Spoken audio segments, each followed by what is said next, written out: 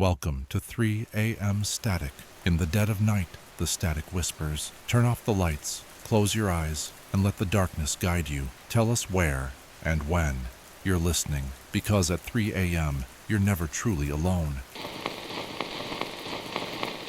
Story 1. The Reflection Smile. The mahogany frame, intricately carved with swirling vines and mythical creatures, felt cool beneath Clara's fingertips. It was a beautiful piece, undeniably so, a relic of a time when craftsmanship held a reverence now lost to mass production. Inherited from her grandmother, a woman Clara barely knew, the mirror had arrived unexpectedly, a somber testament to a relationship fractured by years of silence and unspoken grievances. The mirror itself was the only tangible link to a woman who had haunted Clara's childhood in whispered stories and fleeting photographs. Clara's grandmother, Esme, had been a recluse, living in a secluded cottage miles from the nearest town.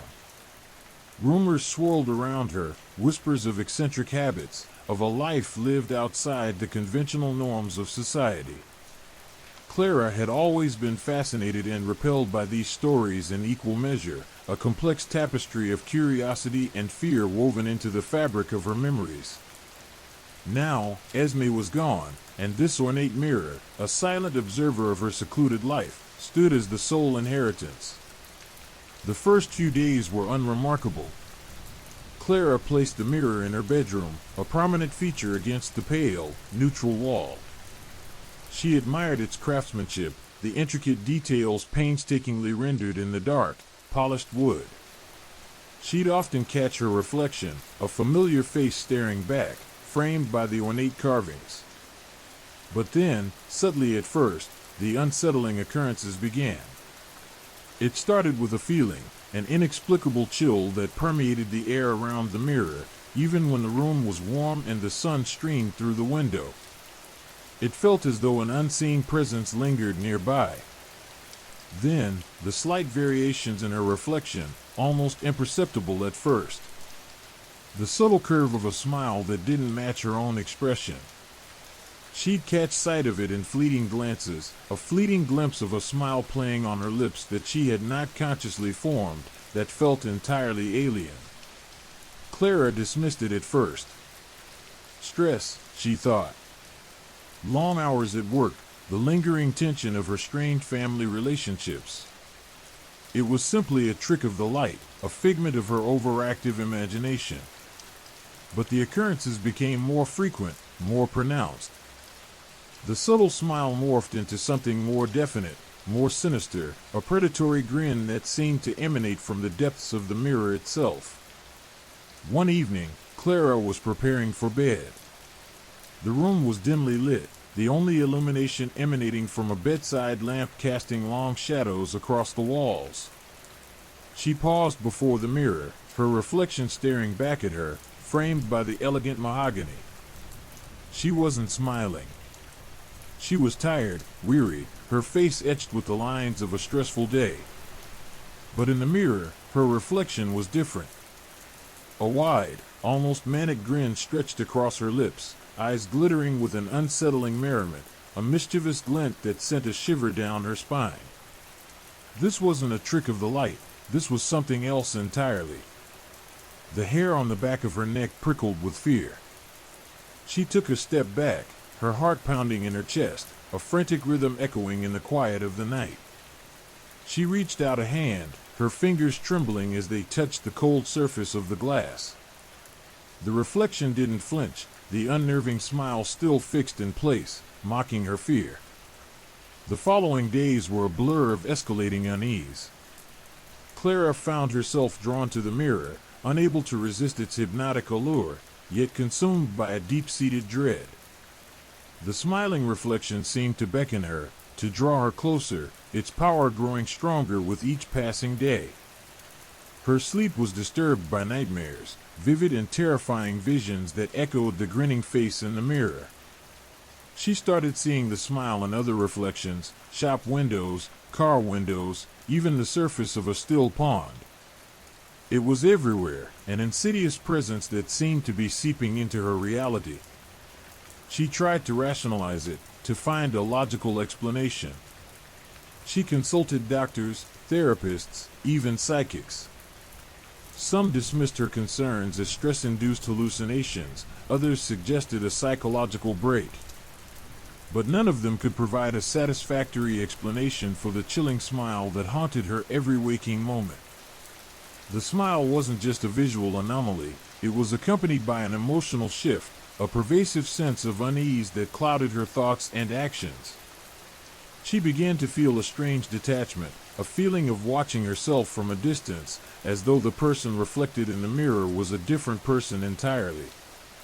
Her mood swings became erratic, her personality shifting, her behavior altered.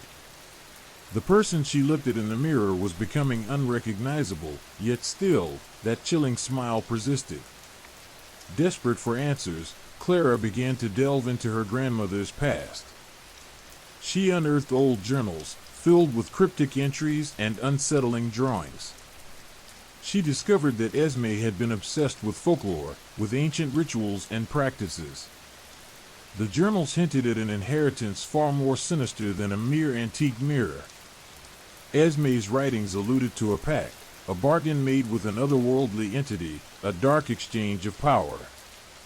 The mirror, it seemed, was a key component of that pact, a conduit to a realm beyond human comprehension. As Clara pieced together the fragments of her grandmother's life, she realized the horrifying implications of her inheritance. The mirror was not simply a reflection of her physical appearance, it was a mirror to her soul, and the smile was a manifestation of a malevolent force feeding off her anxieties and fears. She found descriptions of Esme's rituals, disturbing incantations meant to appease the entity. She realized, with a sickening dread, that Esme had not merely inherited the mirror but had actively cultivated its power, and now, that power was turning its gaze on Clara. The mirror was no longer just an object, it was a portal, a gateway to something ancient and malevolent. And Clara, unknowingly, was becoming its new vessel. The chilling smile, once a mere annoyance, was now a constant, omnipresent reminder of the insidious force that was slowly consuming her. The reflection wasn't just smiling, it was laughing, a silent, sinister laughter that echoed the growing darkness within her own heart. The fight for her own sanity, for her very soul, had begun.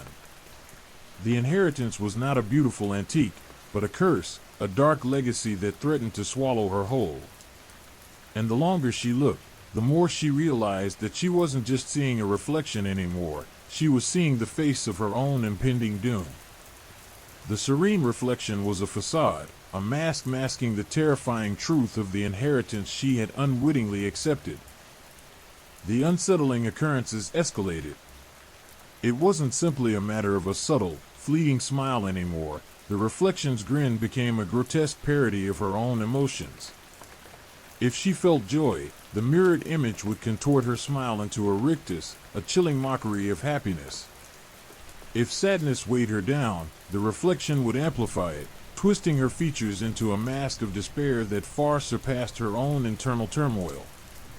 There was never a perfect match, a moment of genuine mirroring. The reflection was always off. A distorted, twisted version of herself, a funhouse mirror reflecting a fractured soul. The feeling of detachment intensified. Clara often found herself observing herself from a distance, watching her actions as if they were performed by a stranger. Her movements felt alien, disconnected from her own will. It was as if a puppet master was pulling the strings, her body acting out a script written by an unseen hand. She'd catch herself performing actions, small gestures, and mannerisms that felt entirely foreign. A sudden, sharp laugh would escape her lips, a harsh, unsettling sound that seemed to emanate from the mirror itself. A tremor of fear or anxiety would grip her, sudden and intense, seemingly triggered by some unseen force. Sleep became a battlefield. Nightmares plagued her, visions of the smiling reflection morphing into something far more monstrous, its features shifting, stretching, distorting into something unhuman. She'd wake in a cold sweat, her heart racing, The image of the grinning face burned into her mind, the smile a constant, insidious presence that followed her into waking hours. The smile began to seep into her waking life. She saw it in everyday objects, the curve of a spoon, the bend of a tree branch, the subtle curve of a cloud. It was everywhere, a pervasive, mocking presence that seemed to be seeping into the very fabric of her reality. The world had become saturated with the grinning face in the mirror, its influence growing with every passing day. Clara tried various methods to combat the growing dread. She tried covering the mirror, hiding it away in the closet, turning her back on it, but the effect was minimal. The feeling of being watched, of being manipulated, intensified with each attempt to deny its presence. It seemed that the mirror's influence was no longer confined to its physical presence. It had extended its reach, permeating her thoughts and actions, her very being. She consulted a psychologist, a kind, empathetic woman who initially attributed her symptoms to stress and anxiety. But as Clara's condition worsened, as the manifestations of the mirror's influence became more pronounced, even the psychologist began to express concern. The doctor observed Clara's increasingly erratic behavior, the disconnection between her words and actions, and a strange, unsettling calmness that masked a deep undercurrent of fear. The psychologist couldn't explain the visual phenomenon, the persistent smiling reflection, but she did refer Clara to a neurologist, suspecting a possible neurological disorder. The neurologist performed a battery of tests, scans, and examinations. The results were inconclusive. There were no signs of neurological damage, no detectable brain abnormalities. The tests showed no physical or structural reasons for her condition. Her brain was perfectly normal. Yet, she was suffering, a victim of an unseen tormentor. Clara, feeling utterly alone and desperate, turned to the internet. She spent countless hours researching occult practices, ancient rituals, and folklore, anything that might offer a clue to the mystery surrounding the mirror. She discovered forums and websites dedicated to paranormal experiences, sharing her own story, hoping to find someone who had experienced something similar. Some dismissed her claims as fiction, others suggested various explanations, including mental illness. But none offered any solutions. Her pleas for help went unanswered in the vast, digital expanse. Driven by a desperate hope, she delved deeper into her grandmother's past. She unearthed more of Esme's journals, filled with cryptic entries, disturbing sketches, and passages written in a language she didn't recognize. She found references to ancient entities, to pacts made in the dead of night, to rituals conducted under the light of a blood moon. The entries became increasingly disturbing, detailing Esme's descent into madness, her obsession with the mirror growing with each passing day. The journals hinted at a ritual, a dark ceremony designed to bind the entity to the mirror, to harness its power for personal gain. Esme's writing spoke of a price to be paid, a sacrifice to appease the entity, a debt that could never be truly repaid. As Clara read through her grandmother's chilling account, she realized the true horror of her inheritance. Clara's reflection wasn't simply a distorted image, it was a window into a different reality, a portal to a realm beyond human comprehension. The smiling entity was feeding off her emotions, her fears, her anxieties, growing stronger with each passing day, its power slowly consuming her. The smile wasn't a mere reflection of her own emotions, it was a manifestation of the entity's presence, its insidious influence seeping into her very being. The subtle changes in her personality became more pronounced. Her actions were erratic, unpredictable, driven by impulses she didn't understand. She experienced periods of intense euphoria followed by deep despair, her mood swinging wildly, mirroring the chaotic energy emanating from the mirror. Her once sharp mind became clouded, her thoughts fragmented, her judgment impaired. The weight of the inheritance pressed down on her, the knowledge of the dark pact, the sinister entity growing stronger within the mirror, its influence permeating every aspect of her existence. The once beautiful mahogany frame felt menacing, its ornate carvings twisting into grotesque shapes in her terrified imagination. The fear was no longer a subtle unease, it was a constant, pervasive dread, a chilling presence that clung to her like a second skin. The smile in the mirror wasn't just mocking her, it was warning her, a chilling omen of the inevitable doom that awaited her. Clara knew, with a certainty that chilled her to the bone, that she was losing herself, that the entity within the mirror was winning. Her reflection wasn't just smiling, it was laughing at her desperate attempts to regain control, at the impending loss of her sanity, her soul, her very life. The reflection was a harbinger of her doom, a testament to the terrifying power of a cursed inheritance. The fight for survival had become a race against time, a desperate struggle against an ancient entity whose power was only growing stronger. And with each passing moment, Clara felt herself slipping away, the smiling reflection beckoning her towards a terrifying abyss. The subtle manipulations escalated. It wasn't just a reflection anymore, the mirror itself seemed to exert a strange influence on her environment. Objects would shift slightly, a book inexplicably falling from a shelf, a chair turning just a fraction of a degree. At first, she dismissed these as coincidences, the tricks of a tired mind. But the occurrences became more frequent, more pronounced, until she couldn't ignore them. A pen would roll across her desk, seemingly of its own accord, stopping inches from the edge. Shadows would dance in the corners of her vision, fleeting glimpses of movement where there was none. And then came the whispers.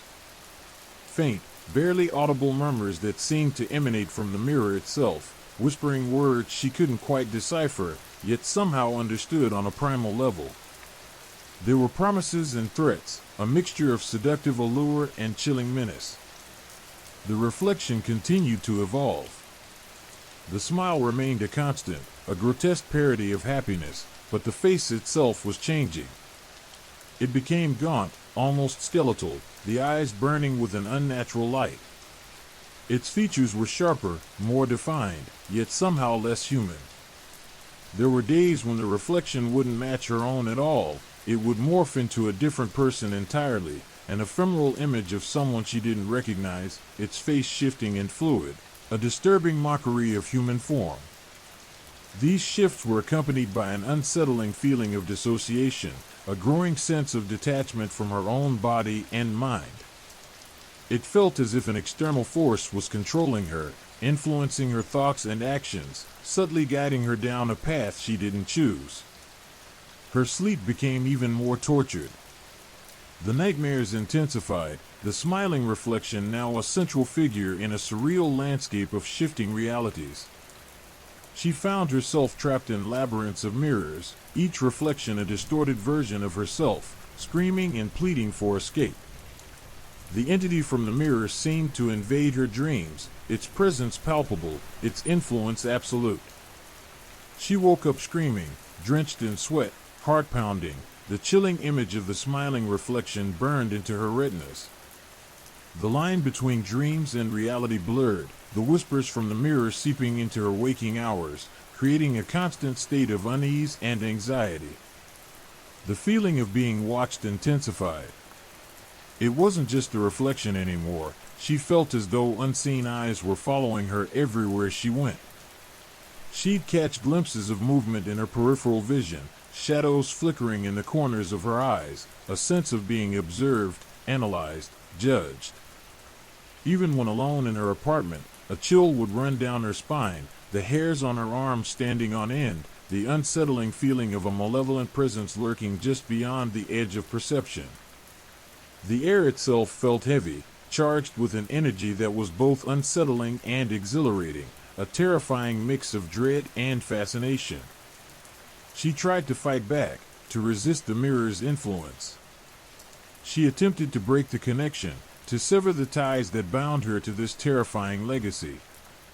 She tried covering the mirror, burying it under layers of blankets, hiding it deep within her closet. She tried removing it from her apartment, thinking she could escape its pull. But every attempt was futile. The effects seemed to intensify, the whispers growing louder, the manipulations becoming more blatant. The mirror's influence transcended its physical form, extending its tentacles into her very being. The subtle changes in her personality became even more pronounced. Her once organized life spiraled into chaos. She found herself neglecting her responsibilities, letting bills pile up, neglecting her hygiene and her appearance. Her apartment, once neat and tidy, became cluttered, a chaotic reflection of the turmoil within her mind. The constant fatigue left her perpetually exhausted, her senses dulled, her reflexes slow. She struggled to maintain focus, her once sharp intellect now clouded by a thick fog of confusion and fear. She became withdrawn, isolating herself from friends and family, her life shrinking to the confines of her apartment, the mirror its malevolent centerpiece. In an attempt to reclaim a semblance of control, she tried to document her experiences, keeping a detailed journal of the unsettling events. The entries grew erratic, reflecting her own deteriorating mental state. Her handwriting became shaky, the words themselves a chaotic jumble of thoughts, fears, and desperate pleas for help. She described the chilling whispers, the shifting reflections, the feeling of being manipulated, controlled, her very soul being drained. But writing only provided a temporary respite. The insidious influence of the mirror continued, relentless and pervasive. Desperation drove her to seek professional help. She consulted multiple therapists, psychiatrists, and neurologists, each dismissing her claims as symptoms of anxiety, stress, or even psychosis. The doctors saw a troubled woman, displaying classic signs of mental breakdown. They ran tests, administered medication, and offered therapy, but nothing could account for the physical manifestations, the moving objects, the whispers, the shifting reflection. The lack of any tangible explanation intensified her isolation, deepening her sense of despair and helplessness. Driven by the growing desperation, Clara revisited her grandmother's journals. The cryptic entries hinted at a ritual, a pact made under the pale light of a blood moon, a binding of the mirror to something ancient and malevolent. Esme's descriptions grew increasingly frantic, her obsession with the mirror growing into a horrifying monomania. Her handwriting became more illegible, the sentences fragmented, yet infused with a chilling intensity. Esme spoke of power, of harnessing the mirror's influence for her own twisted ends, of a price to be paid, a sacrifice to be made. The final entries were pure madness, filled with incoherent ramblings and disturbing images. The mirror was not just an object, it was a vessel, a conduit to something far older and more sinister than she could have ever imagined. Clara realized that the mirror was not simply reflecting her emotions, it was absorbing them, feeding off her fear, her desperation, her very essence. The smile was not a mockery, it was a declaration of victory, a chilling testament to the entity's growing power. The longer she held onto the mirror, the deeper the entity's hold on her became, the more she lost her grip on her own sanity, her identity, her very life. The reflection was not just smiling now, it was laughing, a triumphant, mocking laugh that echoed in the silence of her apartment, a harbinger of her inevitable doom. The mirror was no longer a mere object, it was a living entity, a malevolent presence that was consuming her, slowly but surely, twisting her reality into a nightmarish parody of her former life. The weight of her inheritance pressed upon her, a crushing burden of ancient evil, an inescapable destiny that drew her closer and closer to the terrifying abyss reflected in the smiling glass. The fight for her sanity, her soul, her very life, had become a desperate race against time, a battle against an ancient entity whose power was ever increasing, drawing her inexorably into the terrifying heart of darkness. The musty scent of aged paper and dried ink filled Clara's small apartment as she carefully unfolded another brittle page from her grandmother's journal. The elegant cursive script, once flowing and confident, now deteriorated into a frantic scrawl, the ink bleeding into the paper like dark, spreading stains. She traced the elegant loops and swirls of her grandmother Esme's writing, a stark contrast to the chaos that now filled her own life. Esme's journals were a patchwork of personal musings, recipes for lavender-scented potpourri, and unsettling entries that seemed to hint at a life lived on the precipice of sanity. Tonight, however, the entries were different. They were chilling. Esme's descriptions spoke of rituals performed under the sickly pale glow of a blood moon. She wrote of incantations whispered in a language Clara didn't recognize, of sacrifices made to appease an entity she referred to only as the Reflector. The words were cryptic, veiled in symbolism and allegory, yet a chilling undercurrent of fear and obsession ran through every line. There were drawings interspersed within the text, crude sketches of a distorted, smiling face, eerily similar to the reflection that haunted Clara's dreams. The face in the sketches was gaunt, almost skeletal, its eyes burning with an unholy light that seemed to pierce the paper itself. Clara shivered, despite the warmth of her apartment. It was more than just a resemblance, it was a disturbing echo of the terrifying reflection in her own inherited mirror. One entry particularly caught Clara's attention. Esme described a day of intense spiritual energy, a day of unsettling power. She described the mirror's surface rippling, shifting, momentarily obscuring its reflection. In its place, fleeting images of a shadowed figure appeared, a fleeting glimpse of a malevolent presence barely contained within the glass. Esme wrote about being overwhelmed, terrified, yet strangely exhilarated by the power she felt coursing through her, an intoxicating and dangerous force she seemed desperate to control. The entry ended abruptly, the final words a frantic plea: "It demands, it thirsts." Clara turned another page, her heart pounding a frantic rhythm against her ribs. The next entry was dated several months later, the writing even more erratic, the ink blotches staining the page. Esme spoke of a pact, a binding made in exchange for power, for influence. She detailed the ritual in further detail, describing the sacrifice of a precious object, a ruby necklace passed down through generations of her family. The necklace, a family heirloom Clara had recently inherited, felt cold and heavy in her pocket. A sudden chill swept over her, the air growing thick and heavy, and the hairs on the back of her neck bristled. The following entries chronicled Esme's descent into madness.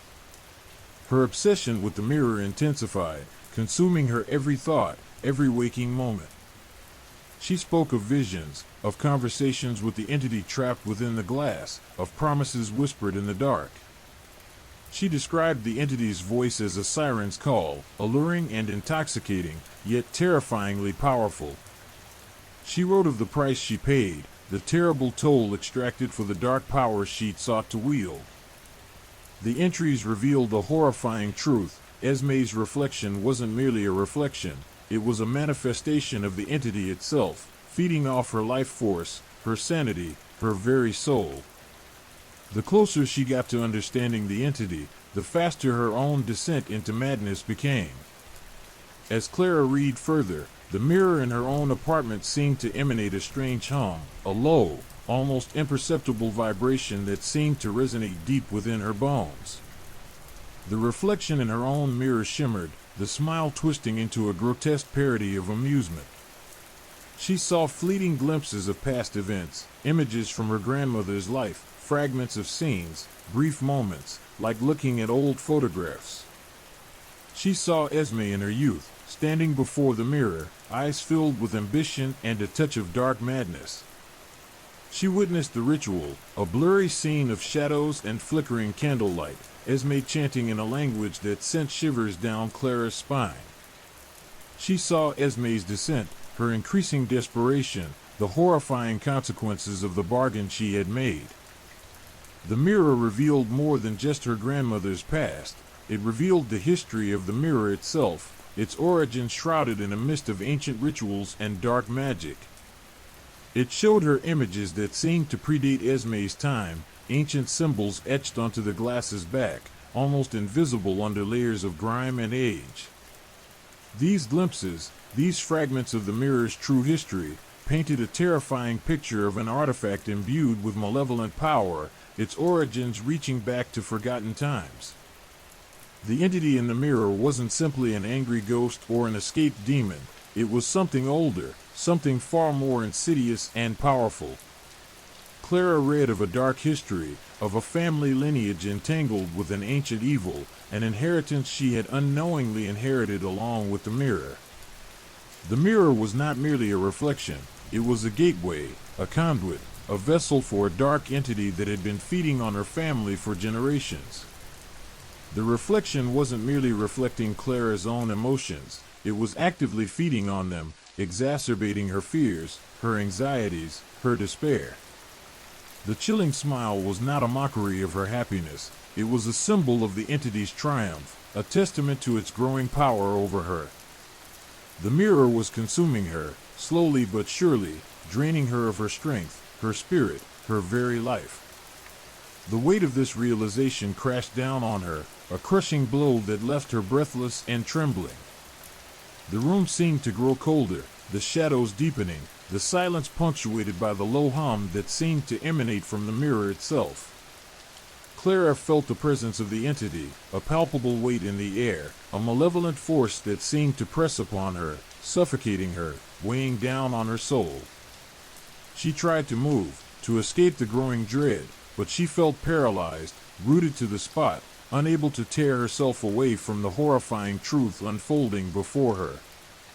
The past was no longer a distant memory, it was a living nightmare, a relentless force that threatened to consume her, to destroy her, to claim her as its latest victim. The weight of the family's cursed legacy pressed down on her, a burden she never asked for, a darkness she couldn't escape. She had inherited more than just an antique mirror, she had inherited a battle, a terrifying struggle against an ancient evil, a fight for her sanity, her soul, her very life. The reflection in the mirror was no longer merely smiling, it was laughing, a chilling, triumphant laugh that echoed in the silence of the room, a mocking, horrifying prelude to her imminent doom.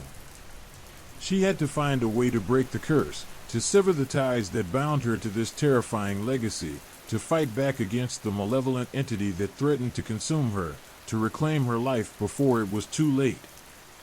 The fight had begun, and the odds were stacked heavily against her. The smiling reflection was a constant reminder of the looming threat, of the horrifying truth that stared back at her from the depths of the ancient glass. The past, it seemed, had risen to claim its due. The air crackled with an unseen energy, a tangible tension that vibrated in the very bones of Clara's small apartment. The mirror, a sinister presence in the corner of her room, pulsed with a faint, internal light, its surface shimmering like disturbed water.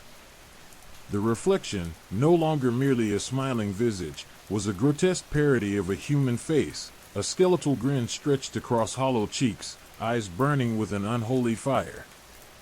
It was no longer a reflection, it was a malevolent entity, a presence that pressed against her, suffocating her with its chilling aura. Clara felt a primal fear, a deep-seated terror that transcended simple apprehension. This was not a ghost story, this was a battle for her very soul. She remembered her grandmother's journal, the frantic scribbles detailing the entity's hunger, its insatiable thirst for something, for her.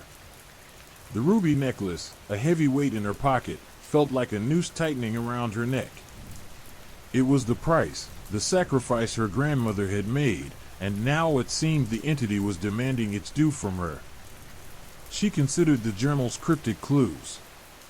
Esme had spoken of rituals, of incantations, of appeasing the entity. Clara, armed with nothing but her wits and her grandmother's fragmented notes, had to decipher the ancient language, unravel the secrets hidden within the faded script. Each symbol, each bizarre drawing, felt like a piece of a horrifying puzzle, a puzzle that could determine her life or death. The first step, she realized, was to understand the entity. It wasn't just a malevolent spirit, it was something older, something far more ancient and powerful. The mirror was not merely a reflection, it was a gateway, a conduit, a vessel for this ancient evil that had haunted her family for generations. Understanding its nature, its desires, might be the key to severing the connection, to breaking the curse.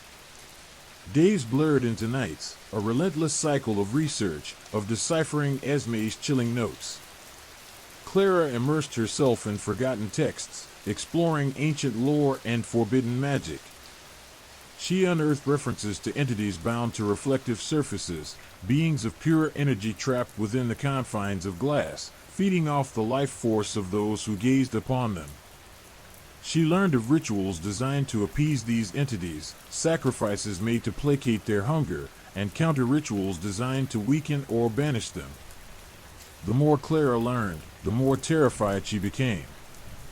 The entity was not simply malicious, it was cunning, manipulative, capable of twisting her fears and insecurities against her.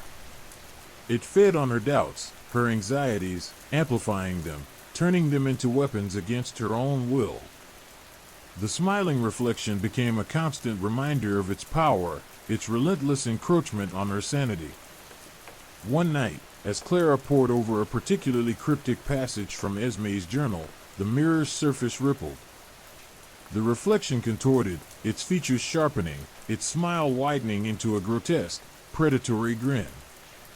The entity spoke, its voice a chilling whisper that seemed to resonate directly within her mind, bypassing her ears entirely. "You seek to break the bond," it hissed, its voice a venomous serpent's caress. "You seek to defy me?"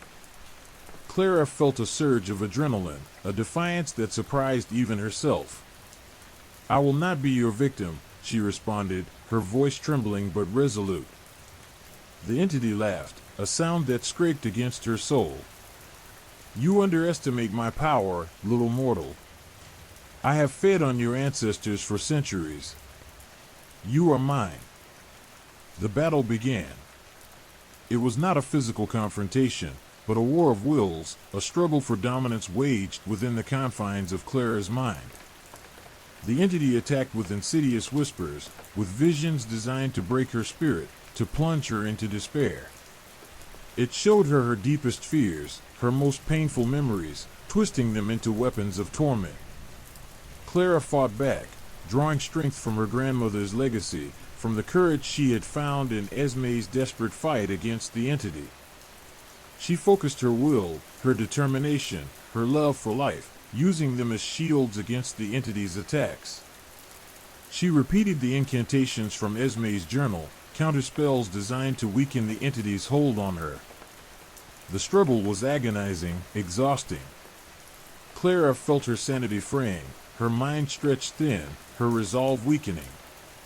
But she clung to the hope of breaking the curse, of severing the connection that bound her to this ancient evil. The turning point came when Clara realized the entity's weakness, its dependence on the mirror. It was trapped, bound to the reflective surface, unable to escape its prison. The mirror was its strength and its weakness. Using the knowledge she had gleaned from her research, Clara performed a counter-ritual, a complex incantation designed to weaken the entity's hold on the mirror. She used the ruby necklace, the very object that had sealed the pact between her grandmother and the entity, as a focal point, channeling its energy to fuel the counterspell. The mirror shuddered violently, its surface cracking, its internal light flickering and dimming. The reflection writhed, its features contorting into a mask of rage and despair. The entity screamed, a sound that echoed in Clara's mind, a raw, agonizing cry of defeat. The final part of the ritual involved severing the connection between the mirror and its reflection. It was dangerous, risky. Clara knew there was a chance she could be consumed in the process, but she was willing to take the risk. With a final, desperate effort, Clara shattered the mirror. The room was filled with the sound of breaking glass and a blinding flash of light. When the light subsided, the entity was gone. The silence that followed was profound, filled with a sense of relief, of liberation, of freedom. Clara collapsed, exhausted but alive. The weight of generations of darkness had been lifted from her shoulders. The curse was broken, the reflection's smile extinguished forever. The battle was won, but the scars remained, a testament to the terrifying fight she had endured. The past was finally behind her, its chilling grip broken. The future, while uncertain, was hers to claim. Story 2: The Artist's Curse. The chilling events surrounding Clara's cursed mirror had barely subsided when a new, equally unsettling case emerged. A renowned landscape artist, Elias Thorne, found himself at the center of a horrifying mystery. His paintings, once celebrated for their breathtaking realism and evocative beauty, had taken a sinister turn. Initially, the unsettling shift was subtle: a misplaced tree, a slightly altered path, a figure lurking in the periphery that wasn't present in his sketches. But as the months passed, the discrepancies became increasingly disturbingly precise. Elias's canvases depicted scenes from the remote, windswept moors surrounding his isolated cottage. He painted dramatic sunsets, the silhouette of ancient ruins, and winding, overgrown paths that seemed to lead to nowhere. These landscapes, initially appreciated for their beauty, began to mirror real-life events with uncanny accuracy. A hiker vanished near the exact spot portrayed in a painting where a figure was ominously obscured by shadow. A shepherd's dog disappeared from the field precisely matching the one depicted in another painting, its location marked by an unsettlingly empty space on the canvas. These were not mere coincidences. The paintings were becoming prophecies, premonitions of disappearances, unsettlingly similar to the unsettling events surrounding Clara's family heirloom. The local police initially dismissed the occurrences as a string of unfortunate accidents, independent events lacking any discernible pattern. But as more disappearances occurred, mirroring the details of Elias's artwork with unnerving precision, a chilling pattern began to emerge. Each missing person seemed to have been drawn into the landscapes, their absence mirroring their image in one of his paintings. The eerie synchronicity between the paintings and the disappearances was undeniable. Elias himself was becoming increasingly erratic, his once sharp mind clouded by a growing sense of dread. He claimed that the landscapes were calling to him, that the scenes dictated his brushstrokes, painting themselves onto the canvas through him. He spoke of strange presences, whispers carried on the wind, the feeling of being watched, even followed, by shadowy figures mirroring the obscured figures within his art. The more he painted, the more he felt he was not the artist, but merely a conduit, a medium channeling a horrifying entity. One particularly chilling painting, entitled The Whispering Moors, depicted a narrow, overgrown path leading to a crumbling stone structure. A single, solitary figure stood in the foreground, their back to the viewer, their presence shrouded in a heavy mist. Days after the completion of this painting, a local historian, Professor Alastair Finch, disappeared while researching ancient ruins on the moors, the exact location precisely matching the setting of Elias's painting. The professor was never found. The similarities were too numerous, too specific, to ignore. The uncanny connection between the paintings and the disappearances sparked widespread fear in the small community surrounding Elias's cottage. Villagers whispered of curses and ancient evils, their anxieties fueled by the mounting number of unexplained disappearances. Elias's once prized artwork had become a symbol of terror, each canvas a disturbing chronicle of the disappearances. Determined to uncover the truth, a young journalist, Sarah Walker, sought out Elias. Her initial curiosity quickly morphed into a desperate quest for answers as she delved deeper into the mystery. Sarah found Elias to be a kind and gentle soul, visibly tormented by the events unfolding around him. He showed her his studio, a chaotic space strewn with paints, brushes, and canvases depicting increasingly disturbing landscapes. The air within the studio was heavy with a palpable sense of unease. The paintings themselves seemed to emanate a chilling energy, each canvas radiating a palpable sense of dread. Sarah examined them closely, noting the subtle shifts, the disturbing details, the way the figures appeared to shift their gaze, as if watching her. She felt an overwhelming sense of unease, of being observed, a feeling that intensified the closer she came to understanding the unsettling connection between the artwork and the disappearances. Elias, haunted by his inexplicable artistic visions, confided in Sarah. He confessed that he hadn't chosen his subjects, they had chosen him. He'd awakened with images already formed in his mind, an inescapable compulsion to transfer them to canvas. He felt as if he were merely a witness, documenting events beyond his control, events occurring within the very landscapes he painted. Sarah's investigation led her to uncover old local legends, tales of ancient entities bound to the moors, beings that fed on the life force of those who wandered too close to their domain. These tales spoke of ancient rituals, of sacrifices made to appease these entities, and of artists who served as conduits, unwittingly channeling these beings into their work. The more she learned, the more she realized that Elias's paintings weren't just art, they were a reflection of a deeper, more sinister reality. The deeper Sarah delved, the more she realized the terrifying implications of her discovery. She began to understand the terrible toll Elias was paying for his artistic gift. He wasn't just painting landscapes, he was channeling a malevolent entity, unwittingly guiding individuals into a realm beyond the veil of reality. He was essentially painting gateways, allowing the entity to draw its victims into his terrifying landscapes, mirroring the images from his canvases into the terrifying reality. One day, as Sarah examined Elias's latest painting, a harrowing depiction of a swirling vortex of darkness, she noticed a subtle change in his demeanor. His eyes held a vacant, almost glassy stare, his body rigid, a strange pallor spreading across his usually rosy complexion. He began speaking of a presence, a being of immense power, urging him to continue, whispering promises of untold artistic glory in exchange for more victims. Sarah knew she had to act. The ancient legend spoke of severing the connection, a ritual requiring a sacrifice, a counter-sacrifice, to break the entity's hold on Elias. But what was the sacrifice? And how could she save Elias without becoming a victim herself? Time was running out, with more people disappearing with every stroke of Elias's brush.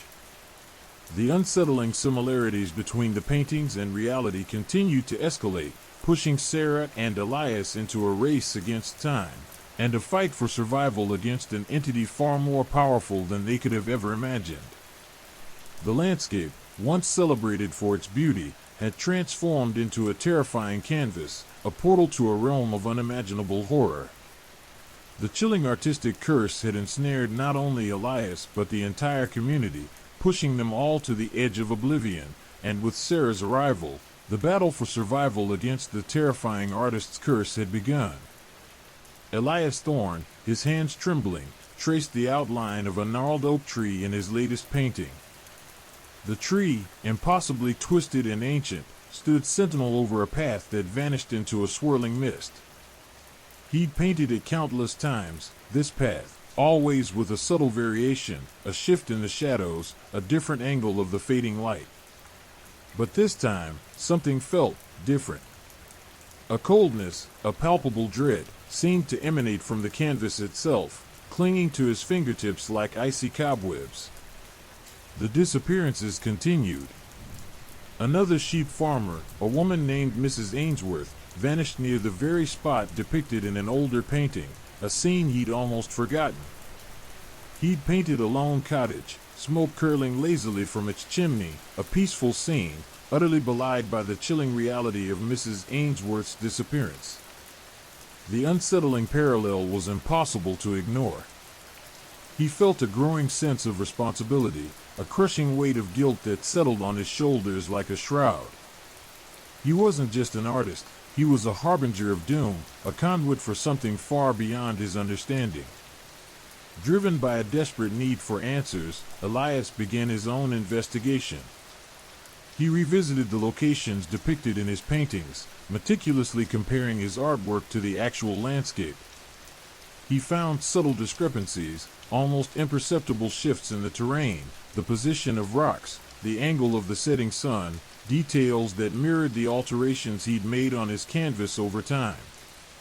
It wasn't merely a matter of coincidence. His paintings were predicting, or perhaps even causing, these disappearances. His research led him to the local library, a haven of dusty tomes and forgotten folklore. He spent days poring over ancient texts, local legends, and historical records, searching for any mention of similar occurrences in the area's past. He uncovered tales of ancient entities tied to the Moors, beings of immense power worshipped and feared by generations past. These weren't mere stories. They spoke of rituals, sacrifices, and dark pacts made in exchange for unimaginable power, the artist often playing the role of the unwilling medium. One particularly disturbing account described an artist centuries ago, a man named Blackwood, whose paintings seemed to possess a life of their own. His landscapes, incredibly lifelike, were said to trap the souls of those who ventured too close to the places he depicted. Blackwood's work was never found, only whispered about in hushed tones, his name synonymous with dread and the haunting artistry of the Moors. A chilling chill ran down Elias's spine as he realized the unsettling similarities between Blackwood's story and his own. The chilling feeling of dread that clung to his canvases was indeed not his artistic license, but a malevolent entity that was drawing from him. Elias's studio, once a sanctuary of creativity, became a place of haunting solitude. He worked late into the night, driven by a compulsion he couldn't understand, his brushstrokes frantic and erratic, yet precise in their depiction of the landscapes that seemed to dictate themselves onto his canvas. The landscapes haunted his dreams, twisting and shifting, the figures in the distance becoming more defined, their eyes seeming to watch him, even as he slept.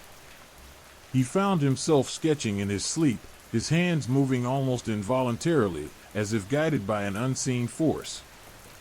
As he painted, he felt a growing sense of detachment, of being merely a tool, an instrument for a presence far greater than himself. He began hearing whispers on the wind, unintelligible words that seemed to carry both promises and threats. The figures in his paintings seemed to respond, their expressions changing, subtly shifting their gazes, as if acknowledging his presence. They were not merely subjects of his art but were alive, and they were watching him, waiting for him to finish his work. His artistic visions morphed into terrifying premonitions, painting not just landscapes but futures that unfolded with terrifying accuracy. He attempted to stop painting, to break the cycle, but the compulsion was too strong. The images haunted him, seeping into his waking thoughts, demanding expression on canvas. He tried to paint simple still lives, mundane objects, but even these would subtly transform, distorted versions of reality creeping into his work, a twisted apple slowly turning into the face of a skull or a vase contorting into a sinister shape that would later appear in the next disappearance. He felt trapped, caught in a web of his own creation, unable to escape the terrifying power of his artistic curse. His health deteriorated. The weight of his secret, the constant fear of his next painting triggering another disappearance, took its toll. He lost weight, his eyes were permanently shadowed with dark circles, and he developed tremors in his hands that added a disconcerting and unnerving detail to his canvases, adding a chilling effect that reflected his internal decay. His once vibrant colors grew muted, reflecting his inner turmoil and the looming sense of dread that constantly threatened to consume him. One night, overcome with terror and desperation, Elias decided to confront the entity. He ventured onto the moors, armed only with a lantern and the courage born of sheer desperation. He sought the crumbling stone structure from the Whispering Moors, the place where Professor Finch had disappeared. As he approached the ruin, the wind picked up, whistling eerily through the stones, carrying whispers that chilled him to the bone. The air around him crackled with energy, a palpable sense of unease that was intensified by the unsettling imagery in his mind. Standing before the ancient stones, Elias felt a presence, a tangible weight in the air, a powerful entity watching him. He felt a pull, an irresistible urge to paint, to capture the essence of the dread that emanated from the ruins. He felt the entity's presence all around him, as if the stones themselves were somehow alive. It was as if the world was mirroring the painting, an unnerving confluence between reality and his artistic premonitions. He knew that stopping his painting was not the solution. The entity needed a conduit, a medium to unleash its terrifying power onto the community. He needed to understand its goals and motivations to be able to devise a plan to stop it. He would need to use his art, his curse, against it. He needed to paint his way to salvation. As the moon cast long shadows across the moors, Elias set up his easel, his hand steady despite his internal turmoil. He began to paint, not the dark, brooding landscapes that had haunted him, but a single, defiant figure, himself, standing against the ruins, a beacon of resistance against the entity. He painted with feverish intensity, pouring his fear, his anger, his defiance onto the canvas, seeking to break free from the entity's control, and to paint a future where he could finally reclaim his life. As the final strokes of his brush fell onto the canvas, a strange tranquility settled over him. The whisper ceased, the wind died down, and a profound sense of peace washed over him, replacing the chilling dread that had consumed him for so long. He had not broken the curse, but he had taken back control of his art. The fight was not over, but Elias felt the strength and power to wage the war. He was ready to face the entity. He was ready for what was next. The unsettling truth was undeniable. People from his paintings were vanishing. Not just the sheep farmer, Mrs. Ainsworth, but others too. A young boy who used to play by the stream depicted in one of his earlier landscapes, a wizened old woman who tended her garden near the ancient stones he'd rendered so meticulously, all gone. Vanished without a trace, their disappearances mirroring the subtle shifts and alterations in his own artistic representations of their lives. The eerie correlation was a chilling echo of Blackwood's curse, and it was a fact that gnawed at Elias's sanity. His once vibrant studio, filled with the comforting scent of linseed oil and turpentine, now felt like a tomb. The canvases, once sources of pride, now seemed to leer at him, their painted figures seeming to shift in the periphery, their eyes following his every move. The colors, once so vivid and alive, now felt muted and dull, reflecting the growing despair within him. Sleep offered no respite. His dreams were a kaleidoscope of distorted landscapes and vanishing figures, a terrifying echo of his waking reality. He tried to stop painting. He tried to break the cycle. He attempted to paint simple, inanimate objects, a bowl of fruit, a single rose, a weathered stone, but even these innocent subjects warped under his brush. A perfect apple morphed into a decaying skull, the delicate rose became a thorny, blood-red monstrosity, the stone transformed into a grotesque, grinning face. He was trapped in a horrific feedback loop, his art feeding the curse fueling his art in an inescapable spiral of dread. His isolation deepened. He pushed away his friends, his colleagues, even his family, consumed by a paranoid fear that they too would become subjects of his cursed paintings. His phone calls went unanswered, his letters were left unopened. He was alone, an artist haunted by the malevolent spirit that had become intertwined with his talent, his curse. The once inviting landscape of the moors now felt like a sinister hunting ground, a place where his artistic visions became chilling realities. The fear gnawed at him constantly, a relentless, icy tendril wrapping around his heart. He started seeing the curse in everything. Every shadow seemed to hold a lurking figure, every gust of wind carried a whispered threat. The faces in his old paintings seemed to mock him, their smiles twisted into grim sneers, their eyes filled with a malevolent understanding of his plight.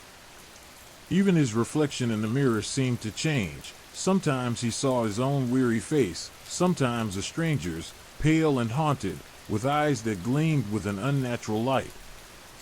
He became increasingly erratic, his movements jerky and uncontrolled. His hands, once steady and precise, trembled constantly, adding a disturbing, almost artistic, tremor to his strokes. The fear was visible in his art, in the jagged lines and the unsettling color palettes. The vibrant hues of his earlier work were replaced by a palette of grays, blacks, and a sickly, unnatural green. The once peaceful landscapes were now chaotic, nightmarish depictions of distorted reality, with figures lurking in the shadows, their faces obscured by darkness. He tried to find solace in the local library, hoping to uncover some way to break the curse, to understand its origins. He delved deeper into local folklore, ancient texts, and forgotten accounts, seeking a solution, a way to sever the connection between his art and the horrifying disappearances. He found mentions of Blackwood, the cursed artist, in various historical documents, fragmented accounts that only served to deepen his fear and reinforce his isolation. The villagers began to whisper. They avoided his house, their eyes filled with a mixture of fear and pity. Rumors spread like wildfire that Elias Thorne was cursed, that his paintings were a portal to another realm, that he was responsible for the disappearances. The accusations felt like a confirmation of his worst fears, and he began to believe the whispers were true. His health deteriorated further. He became gaunt and pale, his eyes sunk deep into their sockets, his movements slow and deliberate. The weight of his secret, the constant fear of his next painting, the crushing weight of guilt for the lives he had unwittingly claimed, was too much to bear. The once proud artist was broken, his soul ravaged by the terrifying power he had unleashed. One stormy night, huddled in his studio amidst the canvases of his cursed work, Elias made a decision. He could no longer run.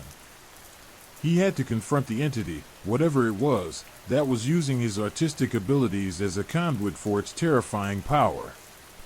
He packed a small bag, grabbed his paints, brushes, and a lantern, and ventured out into the unforgiving, storm-swept moors, determined to face the darkness that had consumed him. He was walking towards his own personal abyss, knowing that his journey into the heart of the terrifying mystery held the possibility of not just saving the lives of others, but of saving his own. He walked toward the crumbling stone structure he had painted so many times, toward the source of his artistic curse, and perhaps toward a horrifying truth about the entity that held his life and the lives of the villagers in its grasp. The library, a sanctuary he'd initially sought for solace, became a hunting ground for answers.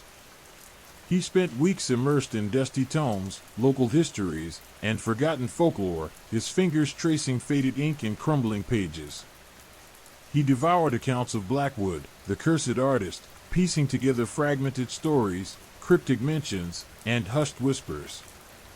Each new detail felt like a chilling confirmation, a piece of the terrifying puzzle slowly clicking into place. He discovered that Blackwood wasn't just a talented artist, he was a conduit, a vessel for a malevolent entity that thrived on fear and despair. The entity, whose name was lost to time and shrouded in fearful whispers, had latched onto Blackwood, using his art as a gateway to the mortal realm.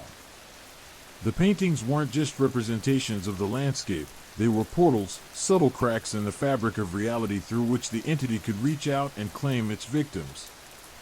Elias found sketches and notes hidden within Blackwood's journals, disturbingly detailed diagrams outlining the entity's rituals and the specific conditions required for its influence to manifest.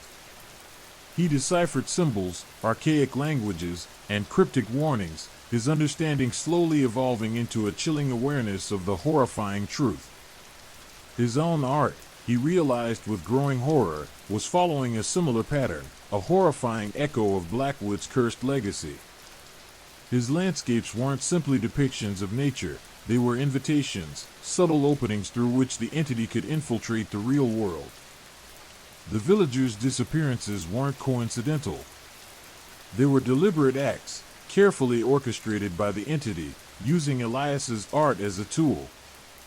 Each vanishing mirrored a figure from his paintings, a horrifying testament to the entity's growing power and its chilling control over the artist. The subtle alterations he'd noticed in his paintings, the shifting eyes, the subtle distortions, were not mistakes, but deliberate manipulations by the entity, subtle adjustments to guide its victims. His own artistic style had been manipulated, twisted to serve its purpose.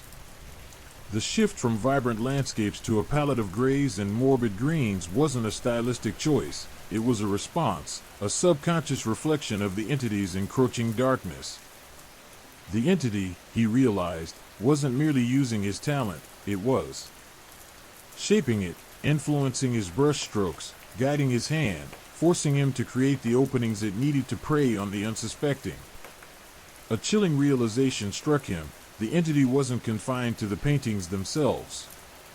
It thrived on the fear and despair it generated, the emotional energy fueling its power.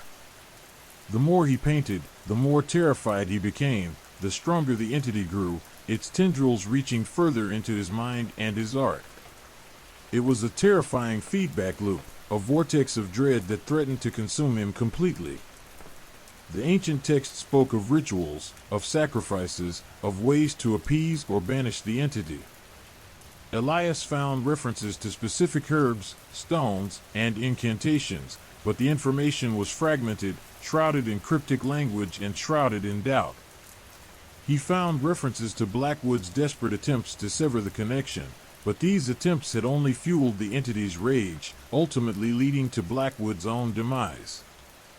He spent sleepless nights deciphering the ancient texts, cross-referencing the information with the changes he'd witnessed in his own work. He sketched diagrams, charting the patterns of the entity's influence, analyzing the connections between his paintings and the disappearances. His studio, once a sanctuary, became a battleground, a space where he grappled with the horrific truth and fought to regain control of his own life and art. The fear was relentless, a suffocating presence that clung to him like a second skin. He saw the entity's influence everywhere, in the shadows that danced in the corners of his eyes, in the whispers that seemed to carry its name, in the distorted reflections that stared back at him from the mirror. Even the ordinary became infused with dread, with the constant, lurking presence of something malevolent. He realized the solution wasn't in destroying his paintings. That would simply free the entity to find another conduit. The solution lay in severing the connection between himself and the entity, and breaking the horrifying feedback loop he'd created. He needed to change his art, to redirect its energy, to reclaim his own creative power. Armed with this new understanding, he began to paint again. But these were not landscapes of the moors, but paintings that channeled hope, resilience, and inner strength. He painted vibrant depictions of wildflowers pushing through cracked earth, resilient trees weathering storms, soaring birds against a clear sky. He painted symbols of protection, ancient runes, and protective talismans, his brushstrokes infused with a newly found resolve, a battle cry against the darkness. His new paintings didn't erase the past, they didn't undo the harm that had already been done. But they represented a shift, a turning point in his battle against the entity. He painted with a purpose, infusing his art with a strength that defied the darkness, a force that aimed to reclaim his life and prevent further tragedies. As he worked, a strange calmness descended upon him. The chilling presence that had haunted him for so long seemed to recede, the entity's influence waning as his art began to transform. The fear remained, a constant reminder of the horrors he had witnessed, but it was no longer all-consuming. It was overshadowed by a newfound hope, a determination to fight back, to break free from the cursed legacy of Blackwood. He realized that the entity's power was tied to his fear, his despair. By creating art that reflected strength, resilience, and hope, he was effectively starving the entity, slowly weakening its hold over him and his art. The paintings themselves transformed, the once dark landscapes began to soften, the colors becoming brighter, the shadows less menacing. It was a slow process, a gradual reclamation of his own power. The change wasn't immediate, but it was palpable. The villagers began to notice, their whispers slowly changing from fear and accusations to hope and cautious curiosity. The nightmarish visions and disturbed sleep lessened, replaced by dreams of calmer landscapes, a promise of a future unburdened by the horrifying weight of the past. Elias Thorne, once a broken man haunted by a malevolent entity, was becoming a warrior, fighting back against the darkness that had consumed him. His fight wasn't over. The entity still held a tenuous grip, a persistent shadow lurking in the corners of his life. But he was fighting back, reclaiming his art, reclaiming his life, one brushstroke at a time, one painting at a time. His journey into the heart of the terrifying mystery had not only saved the lives of others, but had begun to save his own, proving that even the darkest curses could be overcome with courage, resilience, and the power of art itself. The moors, once a sinister hunting ground, now held a glimmer of hope, a testament to the enduring power of the human spirit against the forces of darkness. His future was uncertain, but for the first time in a long time, Elias Thorne felt a sense of hope, a fragile but potent flame flickering against the chilling darkness. The realization hit Elias like a physical blow. Destroying his paintings wouldn't banish the entity, it would only enrage it, unleashing its full fury. He'd seen glimpses of that fury in his nightmares, horrifying visions of twisting landscapes and screaming figures swallowed by the shadows. The entity wasn't bound to the canvas, it was bound to him. His art was merely a conduit, a gateway, and the entity had now become inextricably woven into the fabric of his being. Panic clawed at him, a cold, suffocating dread that threatened to overwhelm him. He stumbled back from the easel, his hands shaking, the brush falling to the floor with a clatter. He stared at his reflection in the dusty window pane, his face pale and drawn, his eyes filled with a horrifying mixture of fear and resignation. He was no longer just an artist, he was a vessel, a sacrifice. He tried to fight it, to push back against the insidious influence that was consuming him. He tried to paint again, to create images of hope and resilience, but the brush felt heavy in his hand, his movements clumsy, the colors muted and lifeless. The entity's grip was too strong, his will was crumbling beneath its weight. His nightmares intensified. He was no longer just witnessing the disappearances, he was experiencing them, reliving the terror of the victims, feeling the chilling touch of the entity as it dragged them into the abyss. He woke in a cold sweat, his heart pounding, his body racked with a chilling exhaustion that no amount of sleep could alleviate. The line between reality and nightmare blurred, the world around him shifting and distorting, the familiar shapes of his studio morphing into grotesque parodies of themselves. The entity was communicating with him now, not through visions, but through whispers, subtle suggestions, insidious doubts that burrowed deep into his mind. He heard its voice in the rustling leaves outside his window, and the creak of the floorboards, and the rhythmic ticking of the grandfather clock in the hall. It was a voice that promised power, a voice that whispered of oblivion, a voice that promised escape from the unbearable weight of his own fear. He tried to reach out for help, but his attempts were met with confusion and disbelief. The villagers, initially fearful of his art, now saw him as the source of their misfortunes. He was a pariah, an outcast, shunned and feared. His desperate pleas for help were dismissed as the ravings of a madman, further fueling the entity's influence and his own growing despair. Driven to a point of desperation, he tried a different tactic. He stopped painting altogether.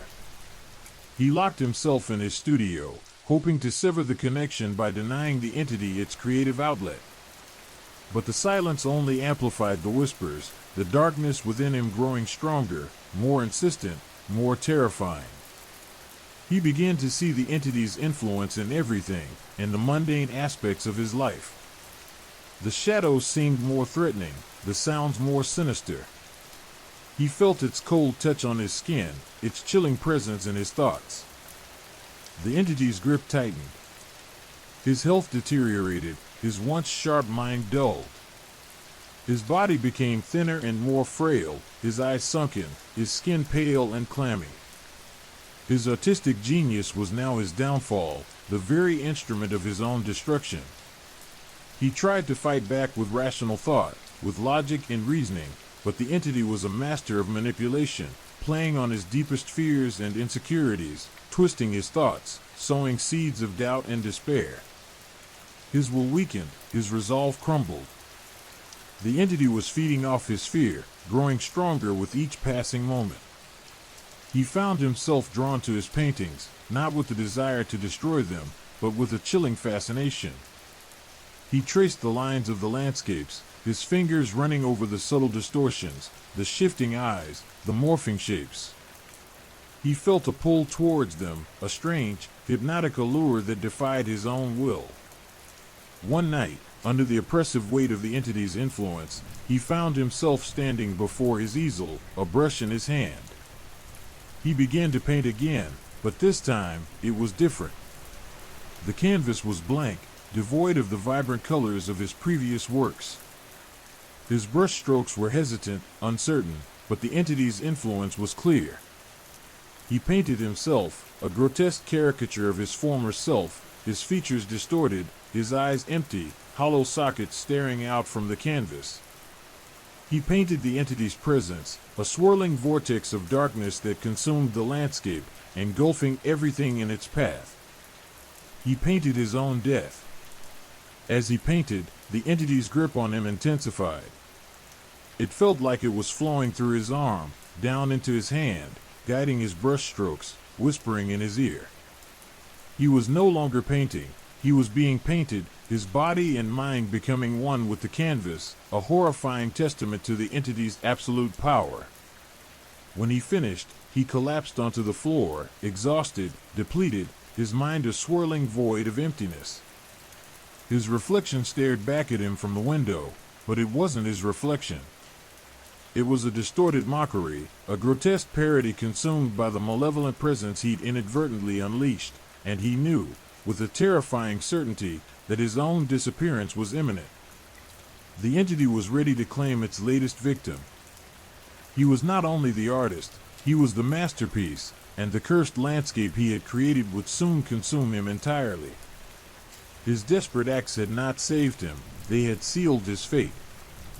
The entity had won. Story 3, The Family Heirloom. The old wooden chest creaked open, releasing the scent of dust and forgotten time.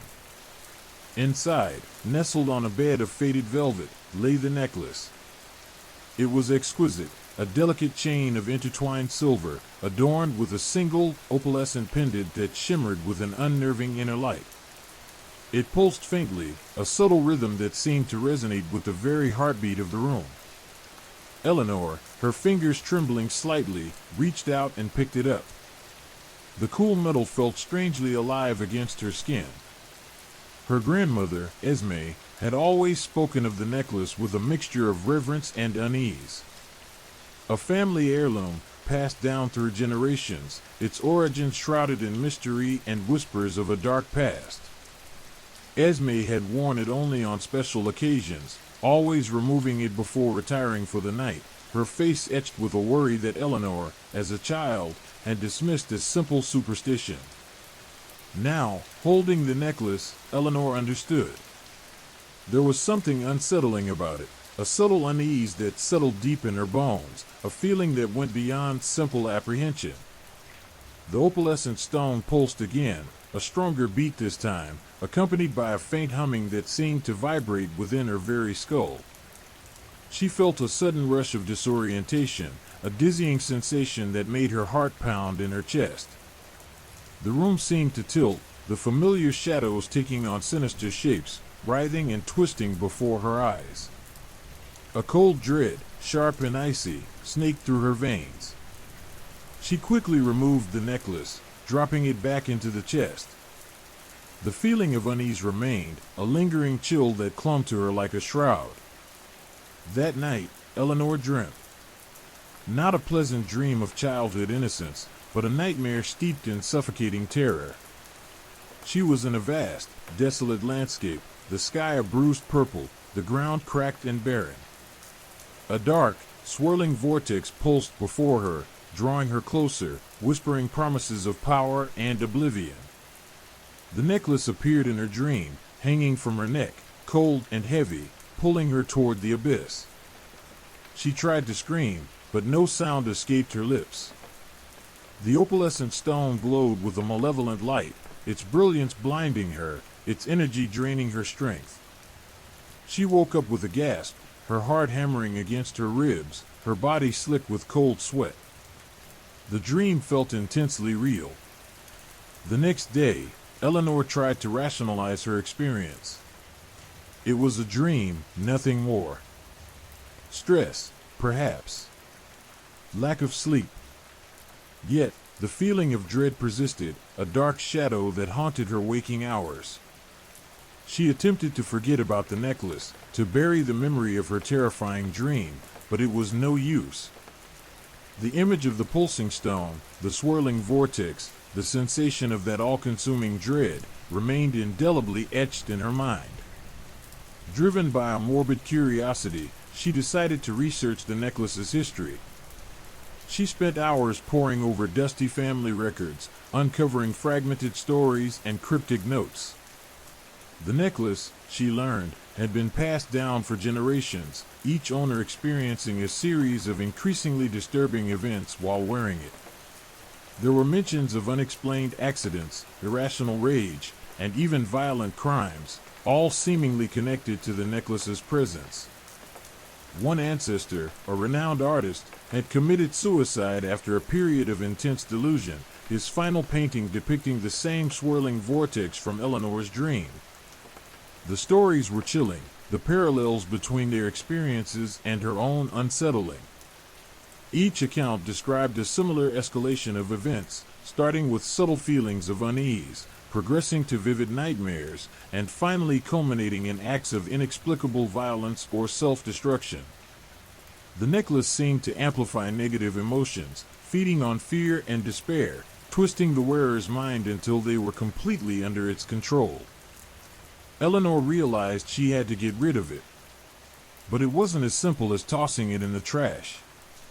She had an inexplicable sense that simply discarding the necklace wasn't enough. It felt as though doing so would only unleash its full power. The very thought sent a shiver down her spine. She felt a deep-seated unease as she considered her options. The necklace was more than just a piece of jewelry. It held a sinister power that seemed to defy logical explanation. She consulted a historian specializing in occult artifacts, a woman with piercing eyes and a haunted look about her. The woman listened intently, her expression growing grimmer with each detail Eleanor revealed. She confirmed that the necklace's history was real, its dark legacy stretching back centuries. The stories were not mere coincidence. The necklace was cursed, she said, a conduit for a malevolent entity that fed on the wearer's negative emotions. The historian warned Eleanor that destroying the necklace would be incredibly dangerous. It wouldn't simply cease to exist. The trapped entity would seek a new host, a new vessel for its malevolence. The only way to neutralize its power, she explained, was to perform a complex ritual, a process that involved several steps that needed to be completed at the exact time under specific astrological conditions. This would seal the entity within the necklace, preventing it from ever harming anyone again. But the ritual was dangerous and could backfire, potentially unleashing the entity's full fury. The weight of the decision pressed down on Eleanor. The necklace was not just a family heirloom, it was a vessel of pure evil, a ticking time bomb in her possession. She spent sleepless nights battling with the fear, the uncertainty. Should she risk the ritual?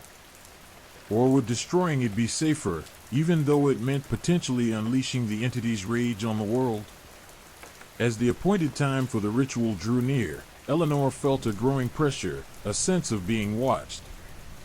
The shadows seemed to lengthen and deepen, the silence of the night filled with ominous whispers. She experienced the same dream again, more vivid, more terrifying than before, the vortex drawing her in with increased intensity. The necklace in her dream glowed brighter, its opalescent light pulsating with a sickening rhythm. She started experiencing unsettling occurrences during the day as well. Objects moved on their own, doors slammed shut, and whispers, barely audible, seemed to slither from the shadows, taunting her. A cold dread engulfed her, the very air heavy with the entity's malevolent presence. She knew the ritual had to be performed before she fell completely under its control. The appointed night arrived.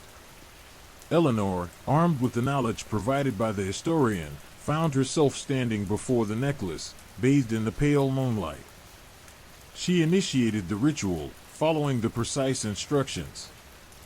Her heart pounded in her chest, her hands trembling, as she chanted the ancient words, her voice barely a whisper against the ominous sounds of the night. The air crackled with energy, the necklace pulsating wildly, its light growing stronger, casting grotesque shadows on the walls. The process was harrowing, testing her mental fortitude, stretching her will to its limits. The entity fought back, its unseen presence a chilling wave that washed over her. The battle for her soul was not just against the entity but against her own fears. She persevered, her will unyielding. Finally, with a deafening crack of energy, the ritual concluded. The necklace dimmed, its power extinguished. The malevolent presence retreated, leaving a heavy silence in its wake. Eleanor felt exhausted, drained, but alive. She had won. The entity was sealed, its dark legacy forever confined within the cold, inert metal of the ancient necklace. The nightmare was finally over. Or was it? A lingering doubt, a cold shiver, remained, the fear that, somewhere out there, lurking in the shadows, something else was waiting. The days following the ritual were a blur of exhaustion and unsettling quiet. The oppressive dread that had clung to Eleanor like a shroud finally lifted, replaced by a bone-deep weariness. Sleep came easily, but it was a restless sleep, filled with fragmented images of the swirling vortex and the malevolent glow of the opalescent stone. She awoke each morning with a lingering sense of unease, a feeling that something was still amiss, a shadow lurking just beyond the periphery of her awareness. The change in Eleanor wasn't immediate, nor was it dramatic in its initial stages. It started subtly, almost imperceptibly. Small things, initially dismissed as the lingering effects of stress and trauma. A sharper edge to her tone, a quickness to anger that had never been a part of her nature. She found herself snapping at her colleagues, her usually patient demeanor replaced by an irritability that left others unnerved. Her apartment, once meticulously organized, began to fall into disarray. Dishes piled in the sink, clothes strewn across the floor, papers scattered haphazardly across her desk. It wasn't the casual mess of a busy life, it was a deliberate, almost defiant disorder. Eleanor, a woman who prided herself on her composure and control, seemed to be deliberately embracing chaos. It was as if some unseen force was pushing her towards disintegration, pulling at the carefully constructed threads of her personality. Then came the nights. The nightmares returned, but they were different now. No longer were they visions of desolate landscapes and swirling vortices. These new nightmares were intensely personal, delving into her deepest fears, her most vulnerable memories. She dreamt of past failures, of long-forgotten hurts, of moments of weakness and self-doubt, all amplified and twisted into nightmarish parodies of reality. These dreams weren't just frightening, they were deeply unsettling, leaving her feeling violated, exposed, and utterly vulnerable. Her friends noticed the change. Sarah, her closest confidant, voiced her concern, her tone laced with worry. "Eleanor, you're not yourself," Sarah said, her eyes filled with a mixture of apprehension and concern. "You're different." Eleanor brushed it off, attributing her behavior to exhaustion, to the lingering effects of the ritual, but Sarah's words hung in the air, a nagging reminder of the shift taking place within her. The erratic behavior escalated. Simple tasks became monumental challenges. She would lose her train of thought mid-sentence, her words trailing off into incoherent mumbles. She'd forget appointments, misplace keys, leave the stove on, actions completely out of character for the organized, meticulous woman she had always been. Her work suffered, deadlines missed, projects incomplete. Her professional reputation, once impeccable, began to unravel. Then came the anger. Explosive, irrational bursts of rage that consumed her, leaving her trembling and breathless in their aftermath. It wasn't a controlled anger or frustration, it was a primal, uncontrollable fury that seemed to possess her, twisting her into a stranger. She lashed out at her colleagues, her friends, even strangers on the street, her words sharp and venomous, her eyes filled with a chilling intensity. These episodes left her feeling drained and ashamed, a mixture of guilt and fear churning within her. The transformation wasn't merely behavioral, it extended to her physical being. Dark circles formed under her eyes, her skin grew pale and drawn, her once vibrant hair lost its luster. She lost weight, her body becoming gaunt and fragile. She looked ill, haunted, a shell of the vibrant, healthy woman she once was. She was a living ghost, tormented by inner demons and driven to acts of self-destruction she could not control. Her appetite vanished. Food became a repulsive notion, replaced by a gnawing emptiness that nothing could satisfy. Sleep offered no escape, the nightmares continuing their relentless assault on her psyche. She began to withdraw from society, isolating herself within her apartment, barricading herself from the world and its judging eyes. Driven by a desperate need for answers, Eleanor sought professional help, attending therapy sessions filled with incoherent ramblings and fragmented memories. Her therapist, a compassionate woman with years of experience, struggled to make sense of her erratic behavior. The rapid shifts in mood, the sudden outbursts of rage, the inexplicable episodes of amnesia, it defied all conventional explanations. The therapist noticed a pattern in Eleanor's disjointed narrative, a common thread linking her seemingly random outbursts. It was always triggered by objects, small trinkets, forgotten relics, things that held a certain weight, a connection to the past. A silver locket, an old photograph, a chipped teacup, each object seemed to unlock a flood of rage, a torrent of suppressed memories. It was as if the past was clawing its way back into her present, twisting her personality, driving her to the brink of madness. The realization was chilling. The necklace, even though its malevolent power had been contained, had left its mark. It had fractured her, leaving her vulnerable, a broken vessel easily manipulated by the echoes of its dark legacy. The entity might have been sealed, but its influence, its insidious corruption, remained. Eleanor was not just battling the lingering effects of the ritual, she was fighting a battle against the fractured remnants of her own self, the remnants of a self that was slowly being erased. The fight for her sanity, for her very soul, was far from over. The shadows still lingered, waiting for their chance to reclaim what they had lost. The chilling truth was dawning on her, the nightmare was only just beginning. The curse, in its most insidious form, was not a malevolent spirit, but a fractured mind. The first incident was almost imperceptible. A misplaced grocery item, a carton of eggs carelessly discarded in the recycling bin instead of the refrigerator. Eleanor, normally the epitome of efficiency, simply shrugged it off, blaming a lapse in concentration. But then came the escalating pattern. A harsh word to a stranger, a cutting remark to a friend, followed by a wave of paralyzing guilt that left her trembling.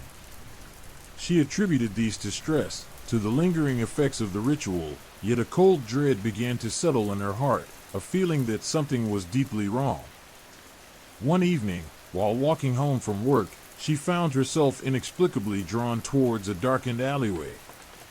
A sense of compulsion, a powerful urge she couldn't resist, pulled her towards the shadowy recesses. The feeling was not an urge, but a command, whispered into the deepest recesses of her mind. She felt a chilling detachment from her own actions, as if her body was moving independent of her will. She fought against it, the fight for control a desperate and internal battle.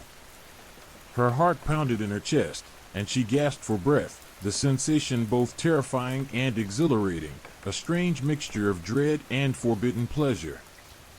Inside the alleyway, shrouded in darkness and the stench of decay, an elderly woman sat huddled on a cardboard box. Without conscious thought, Eleanor felt a surge of violence erupt within her, a twisted urge for destruction. The command was a dark whisper, a seductive voice urging her to inflict harm on the innocent woman. A wave of nausea washed over Eleanor as she realized the horrifying nature of the impulse. She fought with all her might against the command, the inner struggle causing her to sweat and shake violently. The image of the terrified woman's eyes filled Eleanor with an overwhelming sense of guilt and self-loathing. She managed to flee, stumbling out of the alley, her heart still pounding, her mind reeling from the horrifying experience.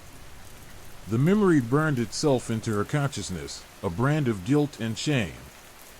She spent the rest of the night consumed by fear and self-reproach. She knew something had changed inside her, something dark and terrifying had taken root. The following days brought a series of increasingly disturbing incidents.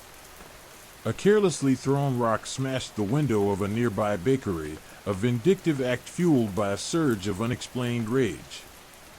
The compulsion was growing stronger, the intervals between its urges shorter. The actions were always impulsive, always accompanied by a chilling detachment, a feeling of being a mere puppet to a sinister force. The violence wasn't directed at anyone specific, it was random, indiscriminate, as if the compulsion was a malevolent entity seeking to express its own darkness through her. She tried to explain it to Sarah, but the words caught in her throat, unable to convey the chilling reality of her situation. Sarah, naturally concerned, suggested therapy, urging her to seek professional help. Eleanor knew Sarah was right, but a dark part of her resisted, a sense that confessing this terrifying secret would only worsen her plight. The necklace was a part of her now, an extension of her own body, its dark compulsion woven into her very being. One evening, during an intense therapy session, the necklace, hidden beneath her clothes, felt unusually warm against her skin. The urge to inflict violence was overwhelming. Her therapist, Dr. Albright, a kind and experienced woman, sensed something was terribly wrong. Eleanor, in a fit of uncontrollable rage, lashed out, striking Dr. Albright across the face. The violent act stunned her into a sickening realization of the extent of the necklace's power. The guilt and shame that followed were so profound, Eleanor felt as though she might die from the weight of it. Days turned into weeks, and the actions, though violent, remained unpredictable, almost random acts of malice. A slashed tire, a vandalized car, a mailbox overflowing with inflammatory anonymous notes, each action, though relatively small in scale, carried within it the chilling potential for something far worse. Sleep offered no respite. Her dreams were now a terrifying landscape of swirling shadows and whispered commands, the images growing increasingly vivid and disturbing. She dreamt of blood, of violence, of herself as a monstrous figure, inflicting unspeakable acts on innocent victims. These were not simply nightmares, they were vivid premonitions, disturbing glimpses into the future. Her waking hours were haunted by the cold dread that at any moment, the dark compulsion could strike again. Eleanor, once a vibrant and kind woman, was fading, consumed by her internal battle with the curse. Her reflection in the mirror was now a stranger, her eyes filled with a chilling emptiness. Her vibrant hair dulled, and her skin was pale, reflecting a soul consumed by darkness. She had attempted to remove the necklace several times, but it refused to come off. It had become a part of her, fused to her skin. Its presence was no longer just a physical one, it had invaded her psyche, warping her thoughts, twisting her personality into something monstrous. The necklace pulsed against her skin, a constant reminder of the darkness that possessed her. The fear was not just of what she might do, but what the necklace might make her do. Her entire existence had become a game of dread, each day a countdown to the next violent act. The chilling thought that she was losing her soul to this cursed relic paralyzed her with fear. The terrifying question haunted her: was there a point of no return? Was she forever bound to this dark legacy, doomed to become a vessel for unspeakable evil? The answer, she suspected, was slowly revealing itself in the darkening abyss of her own soul. The descent into madness was terrifyingly swift and inescapable. And the end, she feared, would be something far more sinister than she could currently fathom. The chilling weight of the heirloom necklace, a constant, burning presence against her skin, spurred Eleanor to action. She couldn't simply endure this descent into madness. She had to understand it, to fight back. The random acts of violence, the terrifying dreams, the feeling of being a puppet, all stemmed from this cursed object. And so, armed with a fragile hope and a desperate need for answers, she turned to the only source of information she had left: her family history. Her grandmother, Esme, had been a woman of mystery, shrouded in an almost mystical aura.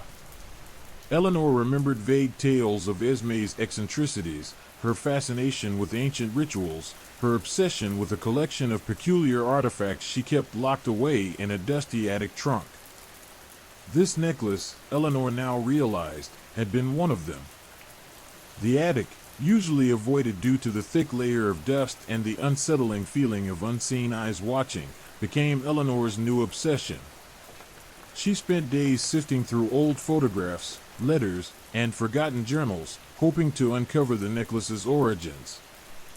The attic air hung heavy with the scent of decay and forgotten memories. Dust motes danced in the weak shafts of sunlight filtering through the grimy window panes. Each object she touched seemed to whisper tales of a past long gone, a past that now felt intimately connected to her present nightmare. The photographs revealed a younger Esme, her eyes bright with a strange intensity. There were images of her performing rituals, surrounded by candles and arcane symbols, her face illuminated by an ethereal glow. The scenes were unsettling, filled with a foreboding that chilled Eleanor to the bone. One faded photograph caught her attention. It showed Esme, younger still, laughing with a group of people in a faraway location that looked curiously unfamiliar to Eleanor. A location that resonated with a foreboding, an unsettling sense of recognition which made her heart pound in her chest. Intrigued, Eleanor searched through the old journals and correspondence for clues. She found a series of letters, written in a spidery, almost illegible hand, detailing a journey to a remote village nestled deep within the Carpathian Mountains. The letters spoke of an ancient ritual, a dark ceremony involving the summoning of a malevolent spirit. The language was cryptic, laced with arcane terms and symbolic references, but Eleanor painstakingly pieced together the narrative. The ritual, it seemed, was performed on the eve of a lunar eclipse, a confluence of energies that amplified its power. The necklace, a central element of the ritual, acted as a conduit, a vessel for the malevolent entity. Esme's letters, though fragmented, hinted at the horrifying consequences of the ritual. She had sought to harness the spirit's power, to gain some form of control. The letters abruptly ended, their last entries filled with a growing terror that foreshadowed a tragic end. Eleanor felt a surge of adrenaline, a chilling mix of fear and fascination. She had found the origin of the curse, the source of her torment. The journey to the Carpathian village, as described in Esme's letters, seemed strangely familiar. A memory flickered, a half-remembered image of her grandmother's stories and family history, something about family heritage in a village far from the urban life they had known. Driven by a mixture of terror and determination, Eleanor decided to travel to the village herself. She had to confront this malevolent entity, understand its nature, and find a way to break the curse. The journey was arduous and fraught with peril. The village itself was isolated, perched precariously on a mountainside, shrouded in an unsettling stillness. The air hung heavy with the weight of centuries-old secrets and unspoken horrors. As Eleanor approached the village, a sense of dread washed over her. The ancient, decaying buildings seemed to watch her, their empty windows like vacant eyes, their decaying timbers like skeletal fingers reaching out to clutch her. The villagers themselves were wary, their eyes filled with suspicion and fear. They spoke in hushed tones, their words hinting at dark rituals and forbidden magic. Through cautious questioning and careful observation, Eleanor uncovered the truth. The necklace, it turned out, was not merely a conduit for the spirit but its prison. The malevolent entity, trapped within the relic for generations, was slowly corrupting those who wore it, feeding on their negative emotions, twisting their personalities into something monstrous. The ritual, Esme had hoped, would give her control over the entity, but it backfired, leaving her trapped in a horrifying bargain. Eleanor learned that the spirit, known only as Mordhose, was an ancient being of immense power, driven by an insatiable hunger for corruption. It delighted in chaos and suffering, feeding on the negative energy of its host. It sought not merely to harm, but to fundamentally alter the essence of its victim, to corrupt their very soul. Eleanor realized that the escalating violence, the erratic behavior, the disturbing dreams, were not just symptoms of a curse but deliberate manipulations by Mordhose, its attempts to unravel her very being. The villagers, it turned out, had a deep understanding of Mordhose. They had passed down knowledge of the entity from generation to generation, a secret guarded with fear and reverence. They whispered tales of its ability to manipulate thoughts, to twist desires, to subtly sow discord and violence among its victims. Their understanding went beyond fear. It was deeply rooted in ancestral knowledge of the darkness and its ability to subtly corrupt those who crossed its path.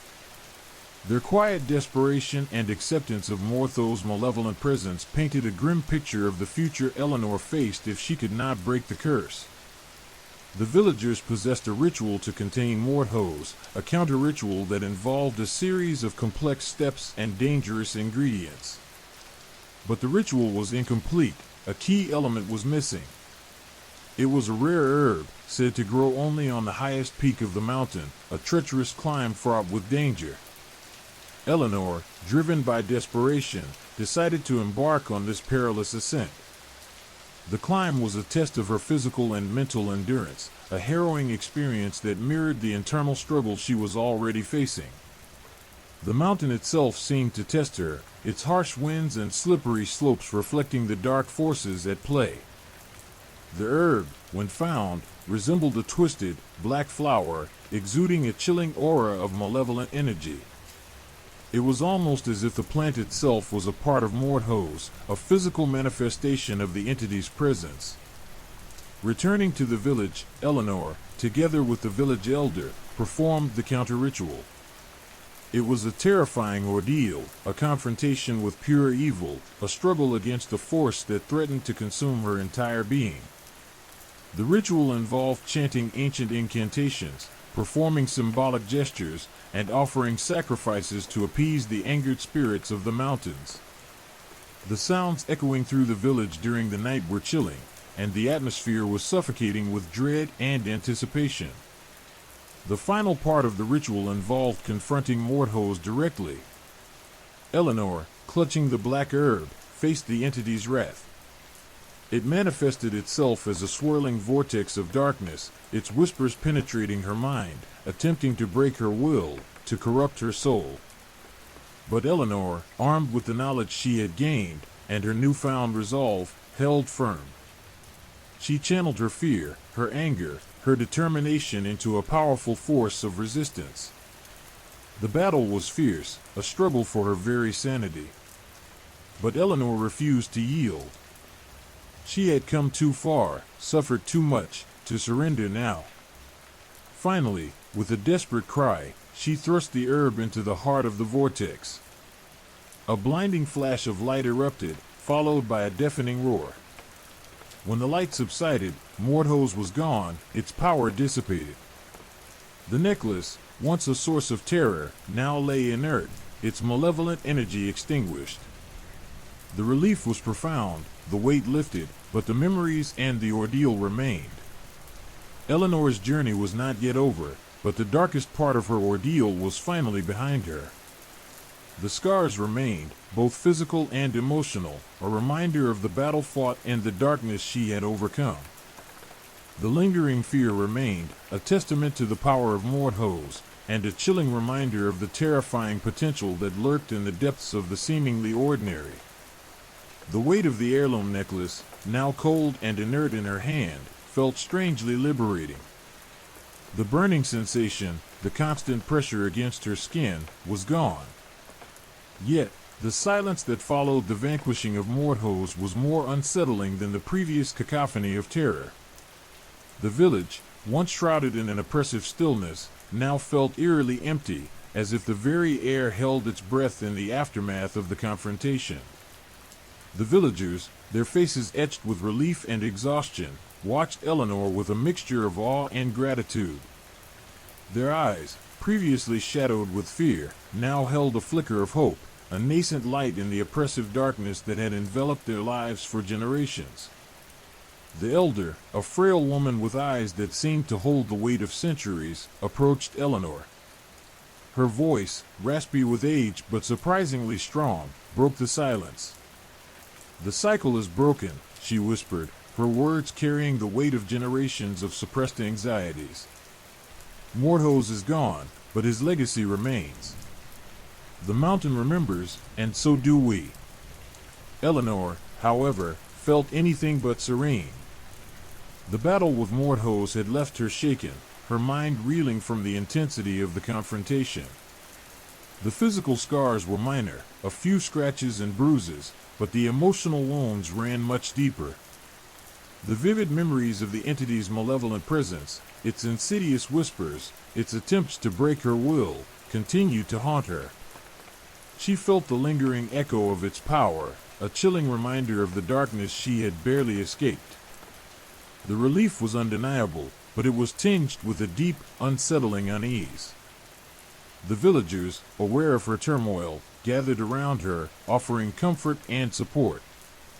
They spoke of their ancestors, of generations who had lived under the shadow of Mordhose, and during the escalating violence, the creeping madness, the slow erosion of their souls. Their stories were a testament to the entity's insidious power, its ability to subtly corrupt and destroy, its devastating impact on lives and communities. Eleanor learned more about the villagers' resilience, their determination to survive despite the constant threat. They shared stories of their coping mechanisms, rituals, prayers, and unspoken pacts made with the mountain spirits to safeguard their lives against Mordhose's malevolent influence. These weren't just superstitious beliefs, but pragmatic strategies born out of centuries of survival against unimaginable odds. Their quiet strength and unwavering resolve in the face of overwhelming darkness inspired Eleanor, proving that even in the deepest despair, the human spirit could endure. As days turned into weeks, Eleanor began to process her experience. The horror of what she had faced still clung to her, a shadowy companion that followed her even in moments of relative calm.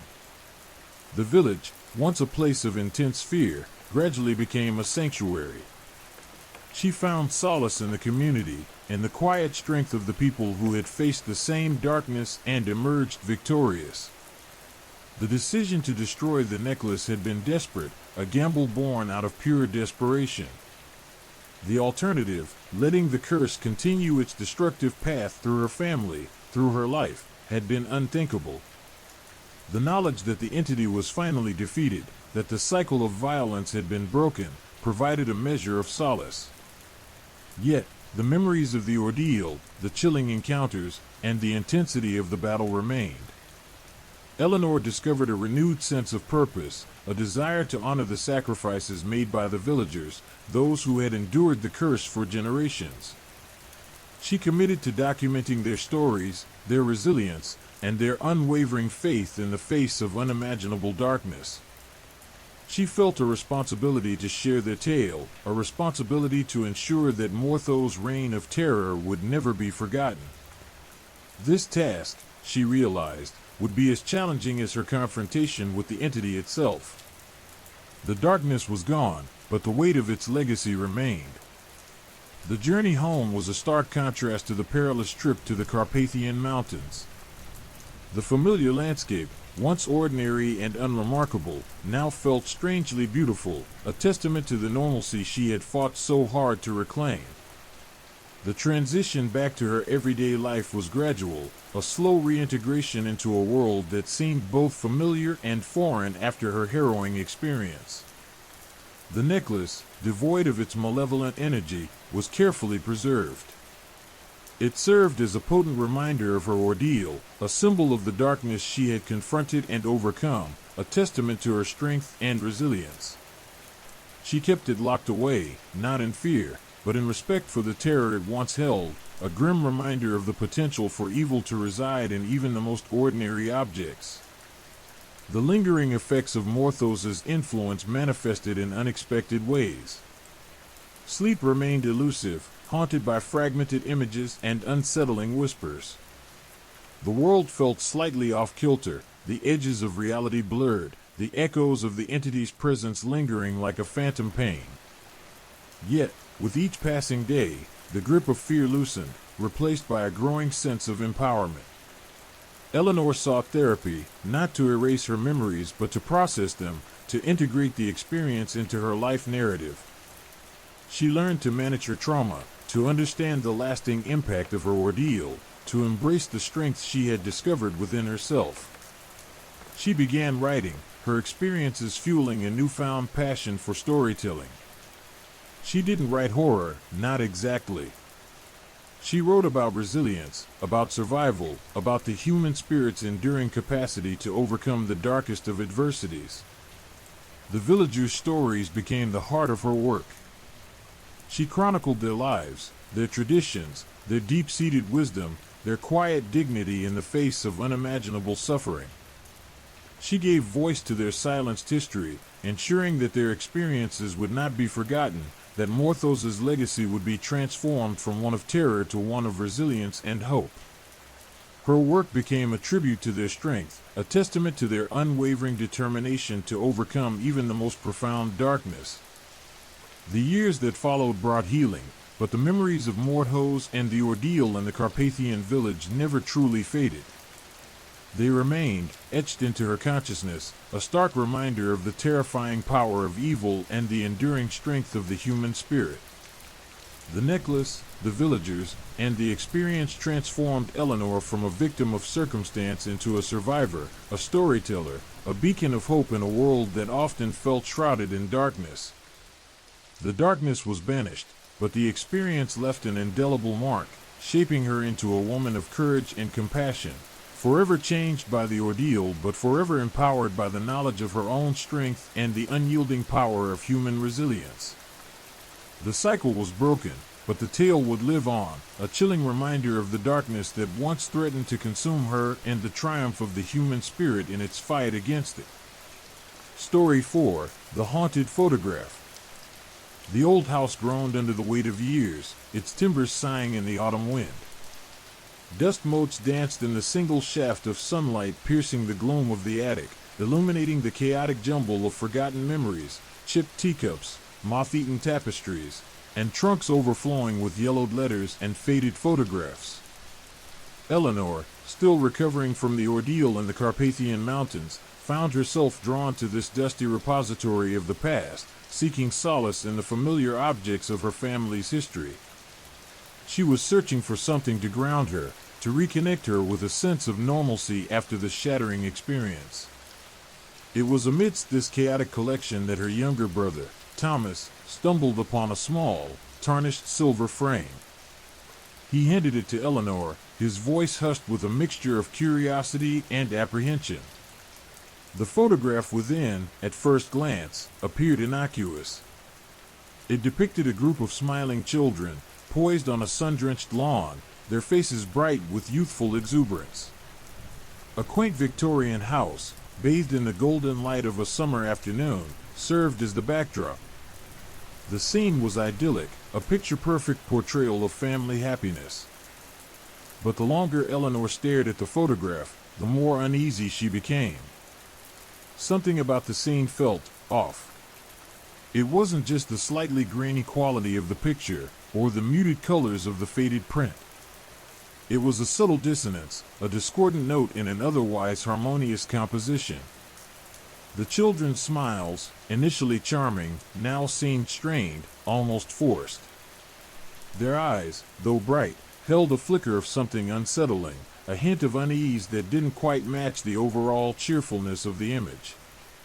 Thomas, noticing his sister's growing unease, peered closer. "It's Aunt Clara, isn't it?" "She's the one with the pigtails," he said, pointing to a little girl with dark hair pulled back in tight pigtails, her smile slightly wider, perhaps a little too perfect. Eleanor nodded, her gaze fixed on the girl.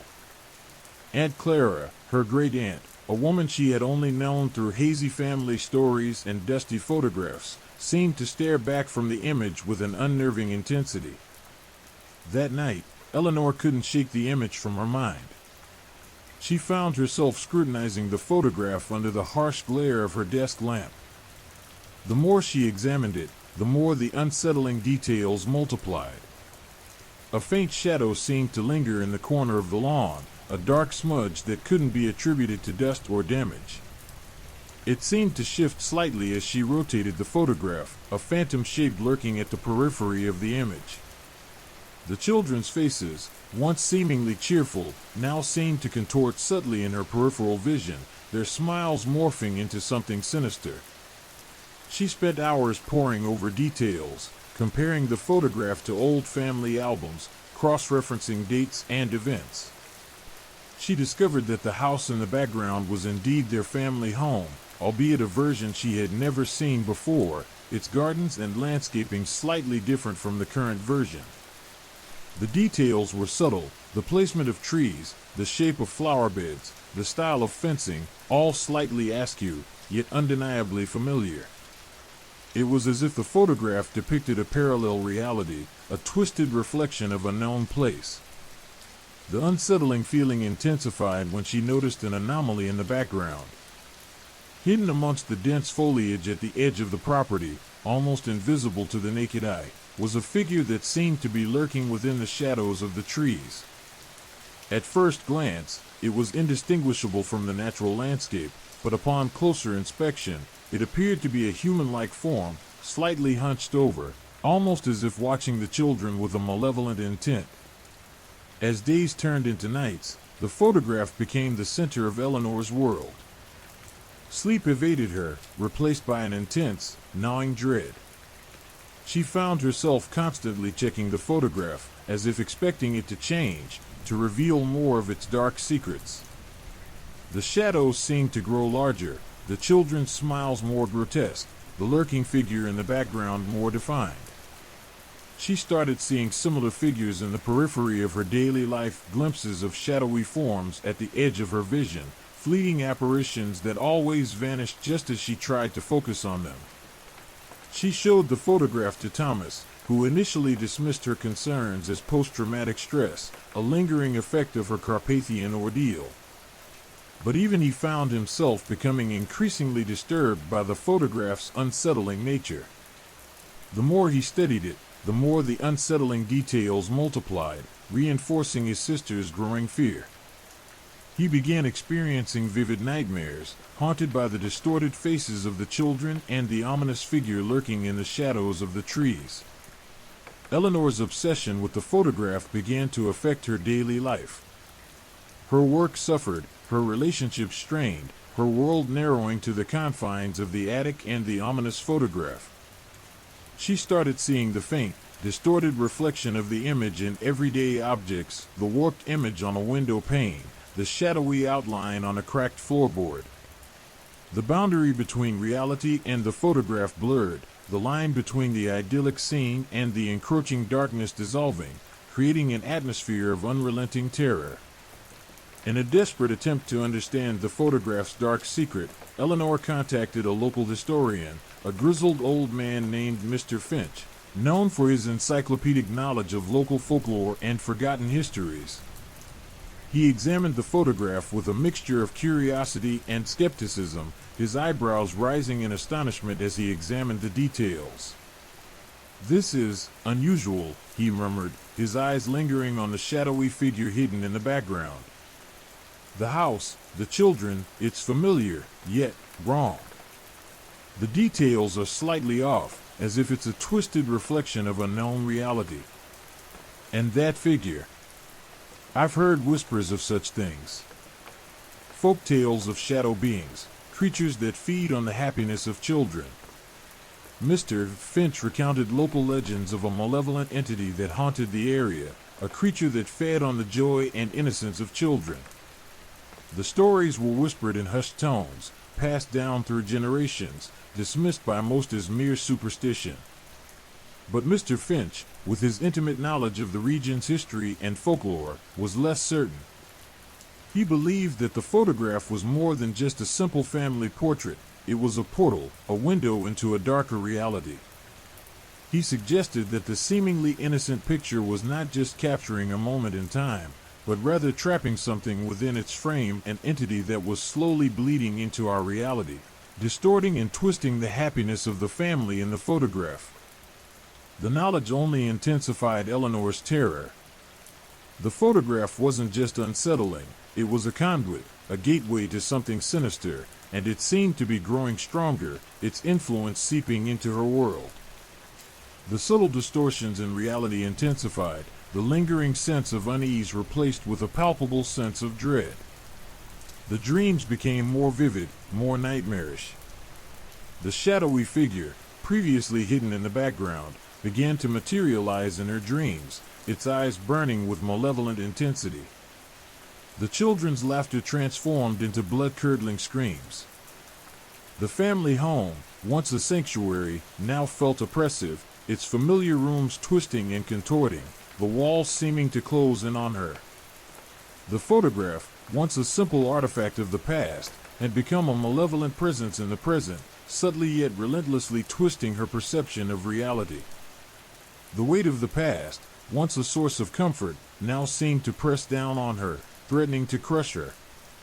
The fight for her sanity, for her very existence, was only beginning. The innocent-seeming photo was, in fact, the heart of a living nightmare. And Eleanor was trapped within its frame. The unsettling changes weren't subtle anymore. They were blatant, aggressive, a terrifying invasion of Eleanor's reality. It began with small things, almost imperceptible at first. A flickering light bulb that wouldn't stay on, a persistent draft that chilled her to the bone despite the warm autumn air. Then came the sounds, whispers in the dead of night, the distinct sound of tiny footsteps padding across the attic floor, even when she knew she was alone. These weren't the creaks and groans of an old house settling. These were deliberate sounds, purposeful and menacing. Thomas, initially skeptical, started to see things too. He claimed to see shadows move at the edge of his vision, fleeting glimpses of the hunched figure from the photograph, its form indistinct yet undeniably menacing. He confessed to waking in cold sweats, his dreams consumed by the distorted faces of the children from the picture, their smiles twisting into grotesque sneers. His nightmares were no longer solitary. He'd awaken screaming, his sleep paralyzed by the fear the photograph instilled. One evening, Eleanor was working late in her study when she heard a scratching sound coming from behind the wall. It was a persistent, insistent scratching, like claws dragging across wood. She froze, her blood running cold. The scratching grew louder, more frantic, and then, with a sickening crack, a section of the plaster wall crumbled, revealing a gaping hole. From the hole, a single, skeletal hand reached out, its fingers long and gnarled, its skin a sickly gray. The hand grasped at the edge of the hole, then retreated with an unnerving quickness.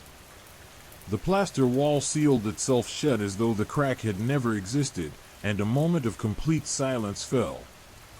Eleanor stood paralyzed, her heart hammering against her ribs, the image of that skeletal hand seared into her mind. She was no longer just uneasy, she was terrified. The next day, things escalated. Objects moved on their own. Books fell from shelves, ornaments shattered, drawers opened and emptied. Eleanor found her possessions scattered around the house, arranged in bizarre, unsettling patterns. It was as if an unseen force was deliberately taunting her, pushing her closer to the edge of sanity. The photograph itself seemed to pulsate with a sinister energy.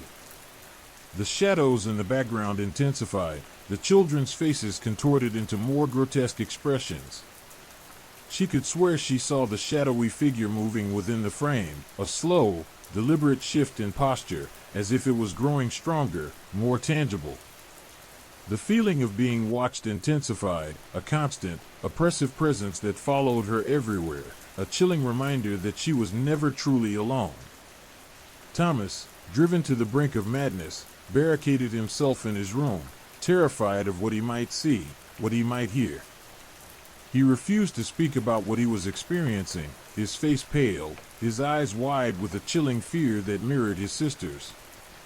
The haunted photograph had cast its spell over the entire house, corrupting the very fabric of their reality. One night, Eleanor decided to confront the unseen presence directly. Armed with only a small crucifix inherited from her grandmother, she went to the attic, determined to destroy the photograph, to sever the connection to whatever malevolent entity it contained. The air in the attic was thick with dread, the silence was oppressive, broken only by her own ragged breathing. As she approached the old chest where the photograph lay, the room seemed to shift, the shadows deepening, twisting into grotesque shapes that writhed and contorted in the periphery of her vision. A cold wind swept through the room, even though the attic windows were firmly shut. She felt a surge of icy dread, an overwhelming sense of fear that threatened to consume her. As she reached for the photograph, a chilling voice whispered from the darkness. It was a woman's voice, raspy and chilling, a voice she somehow felt deep in her bones, her very being. It filled the attic, resonating with ancient malice and power. "You cannot destroy what is beyond your comprehension," the voice hissed, as the shadows swirled around her, closing in. A wave of darkness crashed over her, tossing her to the floor, a palpable force pressing down on her chest, stealing her breath. The air thickened, and then an apparition manifested itself before her, Aunt Clara from the photograph. But this was not the innocent child from the idyllic scene. This Aunt Clara was gaunt, her eyes glowing with unnatural light, her smile grotesquely twisted, revealing needle-sharp teeth. Her pigtails were matted and filthy, her clothes torn and ragged. She looked less like a child and more like something that had crawled out of a nightmare. The spectral Aunt Clara reached out, her icy fingers grazing Eleanor's cheek. Eleanor felt a sharp, searing pain, as if her soul was being ripped from her body. The vision, so real, so intensely terrifying, forced her to scream as she tried to tear herself from the apparition's grasp. The figure dissolved into shadows as quickly as it had appeared, and Eleanor was left gasping for breath, her body trembling uncontrollably. The photograph lay untouched, seemingly radiating a darker, more malevolent energy than before. The fight for her sanity, for her very life, had become a desperate race against time, a terrifying struggle against forces beyond her comprehension.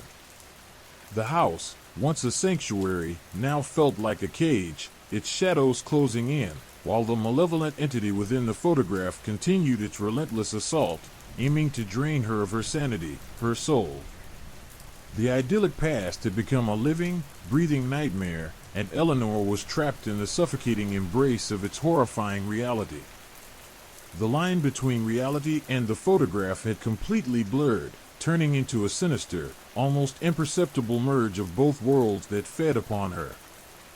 The cursed photograph was not merely a picture, it was a gateway, a malevolent passage to a terrifying, unrelenting horror. And Eleanor was now completely consumed by it. The chilling encounter with the spectral Aunt Clara left Eleanor shaken to her core. The next few days were a blur of sleepless nights and terrifying hallucinations. The house, once a comforting home, had become a prison, each creak and groan a sinister whisper in the darkness.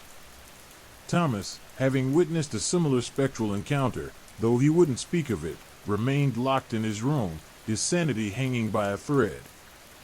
Their initial attempts to rationalize the occurrences, blaming old plumbing, drafts, or simply stress, had crumbled under the weight of the escalating events.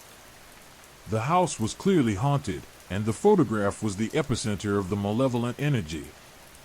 They needed answers, a way to understand the horrifying situation they found themselves in.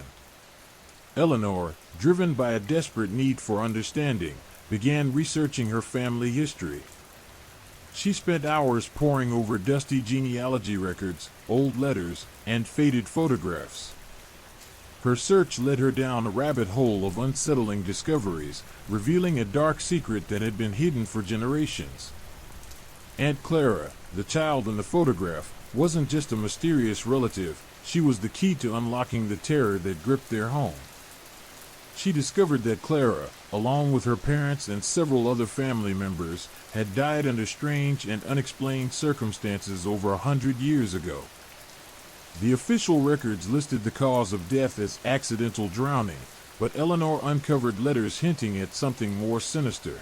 A series of mysterious deaths linked to a particular stretch of coastline known locally as Widow's Cove. The letters, written in a spidery, almost illegible script, spoke of a cursed land, a vengeful spirit, and a photograph that held the key to it all. They were written by Clara's grandmother, a woman Eleanor hadn't known existed until now. One chilling passage described a ritual performed on the eve of the summer solstice, a ritual involving a sacrifice, a photograph, and a promise of eternal servitude to a dark entity dwelling in the depths of Widow's Cove. Eleanor felt a cold dread creep up her spine as she read the chilling account. The ritual, the vengeful spirit, the promise of eternal servitude, it all seemed eerily familiar, eerily linked to the events unfolding in their home. The more she dug, the more horrifying the truth became. The unexplained deaths weren't isolated incidents, they were part of a pattern, a terrifying cycle of sacrifice linked to the photograph. Each death was accompanied by unsettling circumstances, objects moving inexplicably, haunting whispers, and fleeting visions of a shadowy figure. The deaths seemingly ceased after the photograph disappeared, only to resurface with its reappearance in her family's possession. The photograph itself seemed to grow more sinister with each passing day. The children's smiles appeared more grotesque, their eyes now seeming to pierce through the image, following Eleanor's every move. The shadowy figure in the background seemed to grow larger, more defined, its form shifting and changing, its presence felt deeply in the air.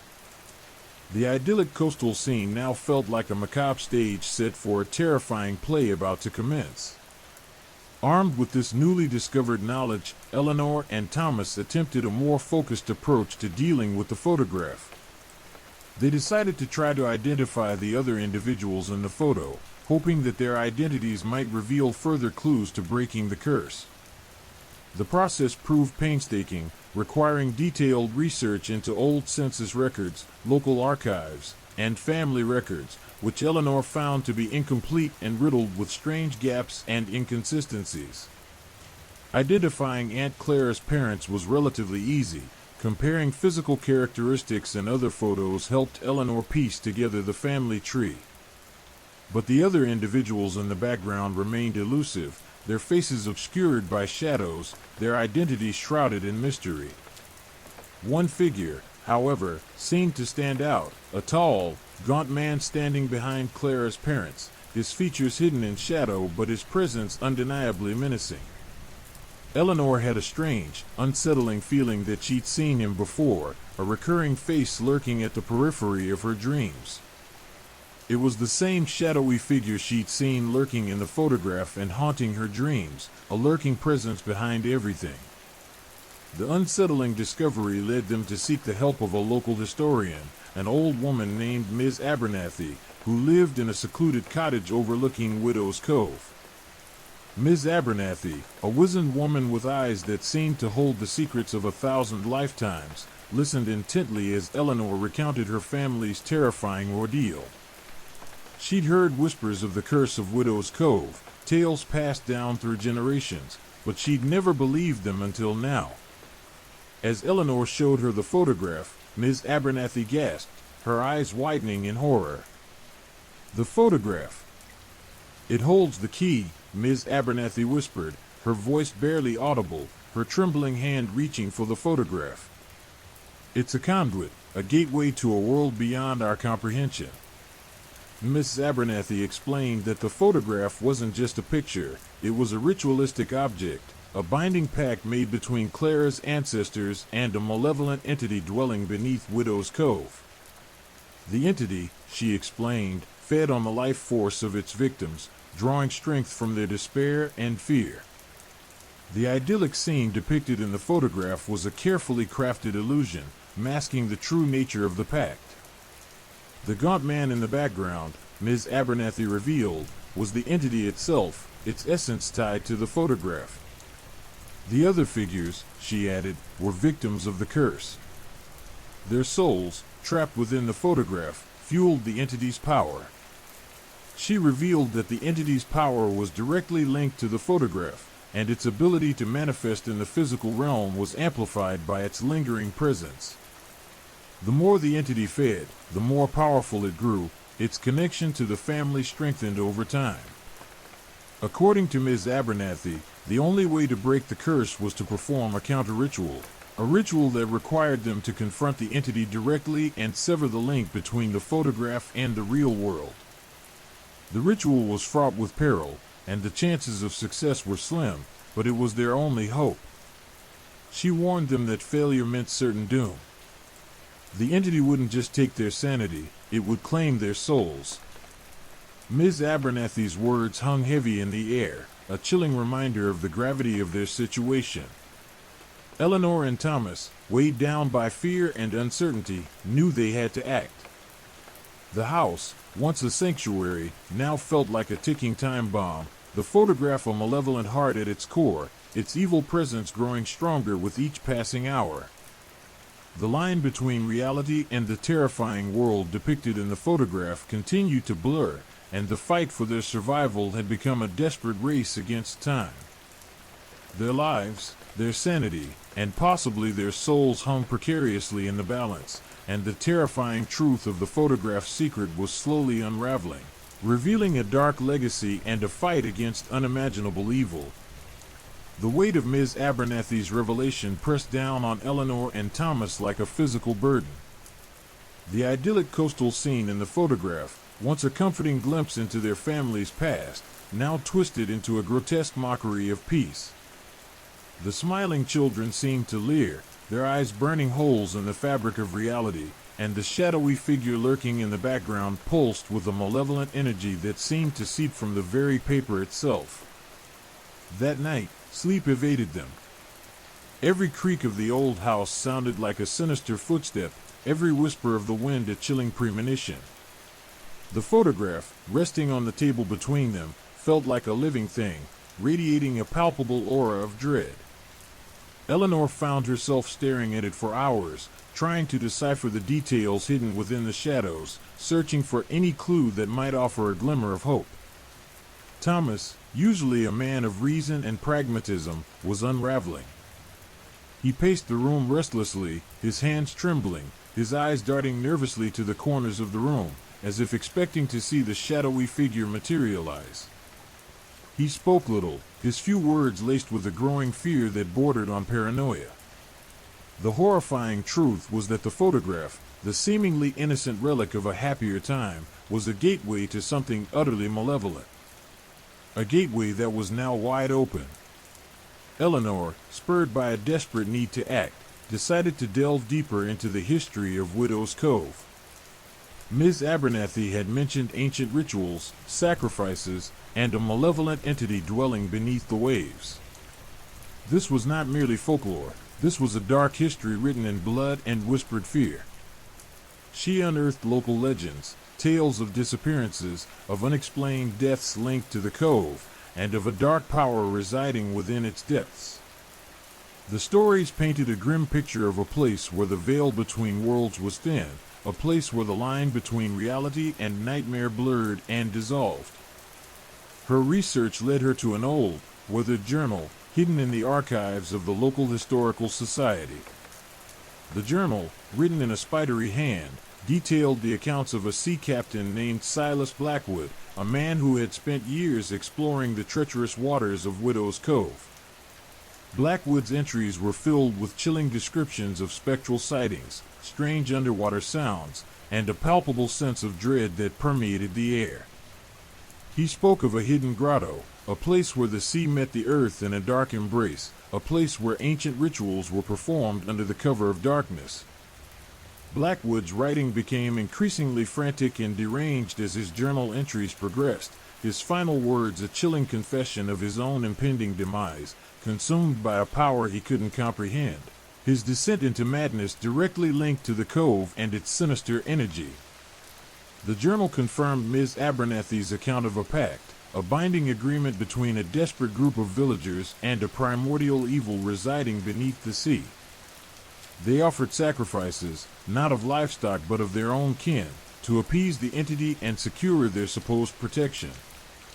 The photograph, Blackwood claimed, was a crucial element of the pact, a binding contract sealed in blood and fear, its existence directly linked to the continuance of the curse.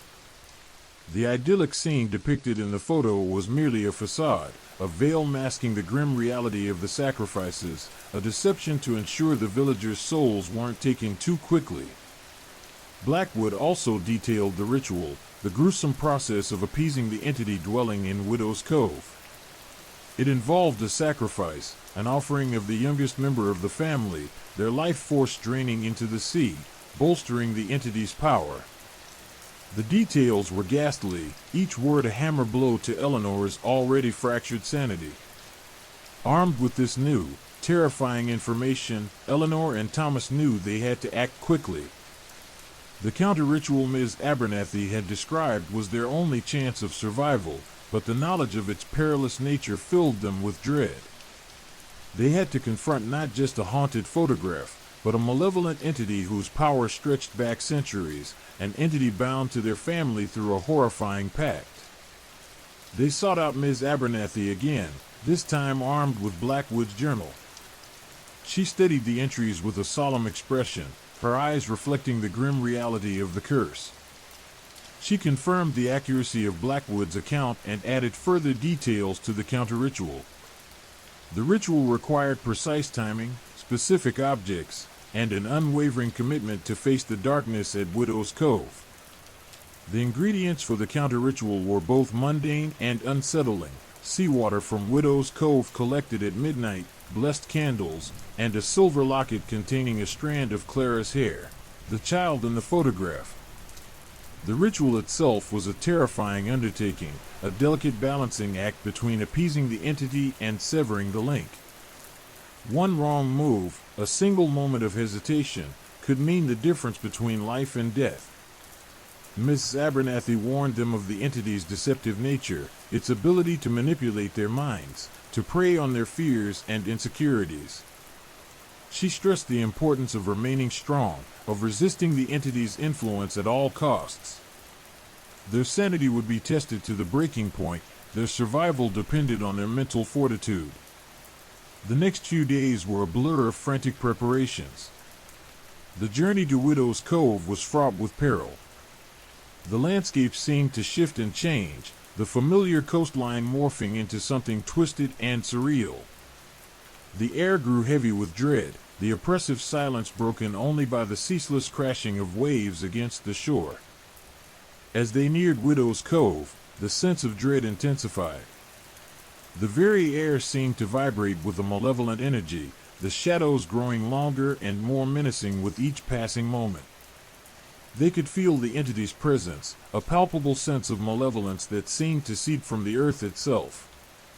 The idyllic coastal scene that was once depicted in the photograph now felt like a grotesque charade, a cruel deception masking the truth of its dark power. They finally reached the grotto, a dark and foreboding cavern hidden beneath the cliffs, where Blackwood had met his tragic end. The air was thick with the stench of salt and decay, the atmosphere heavy with the weight of centuries of death and despair. The entrance to the grotto felt like a doorway to hell, a gateway to a realm beyond human comprehension, a horrifying glimpse into the true extent of the photograph's dark power.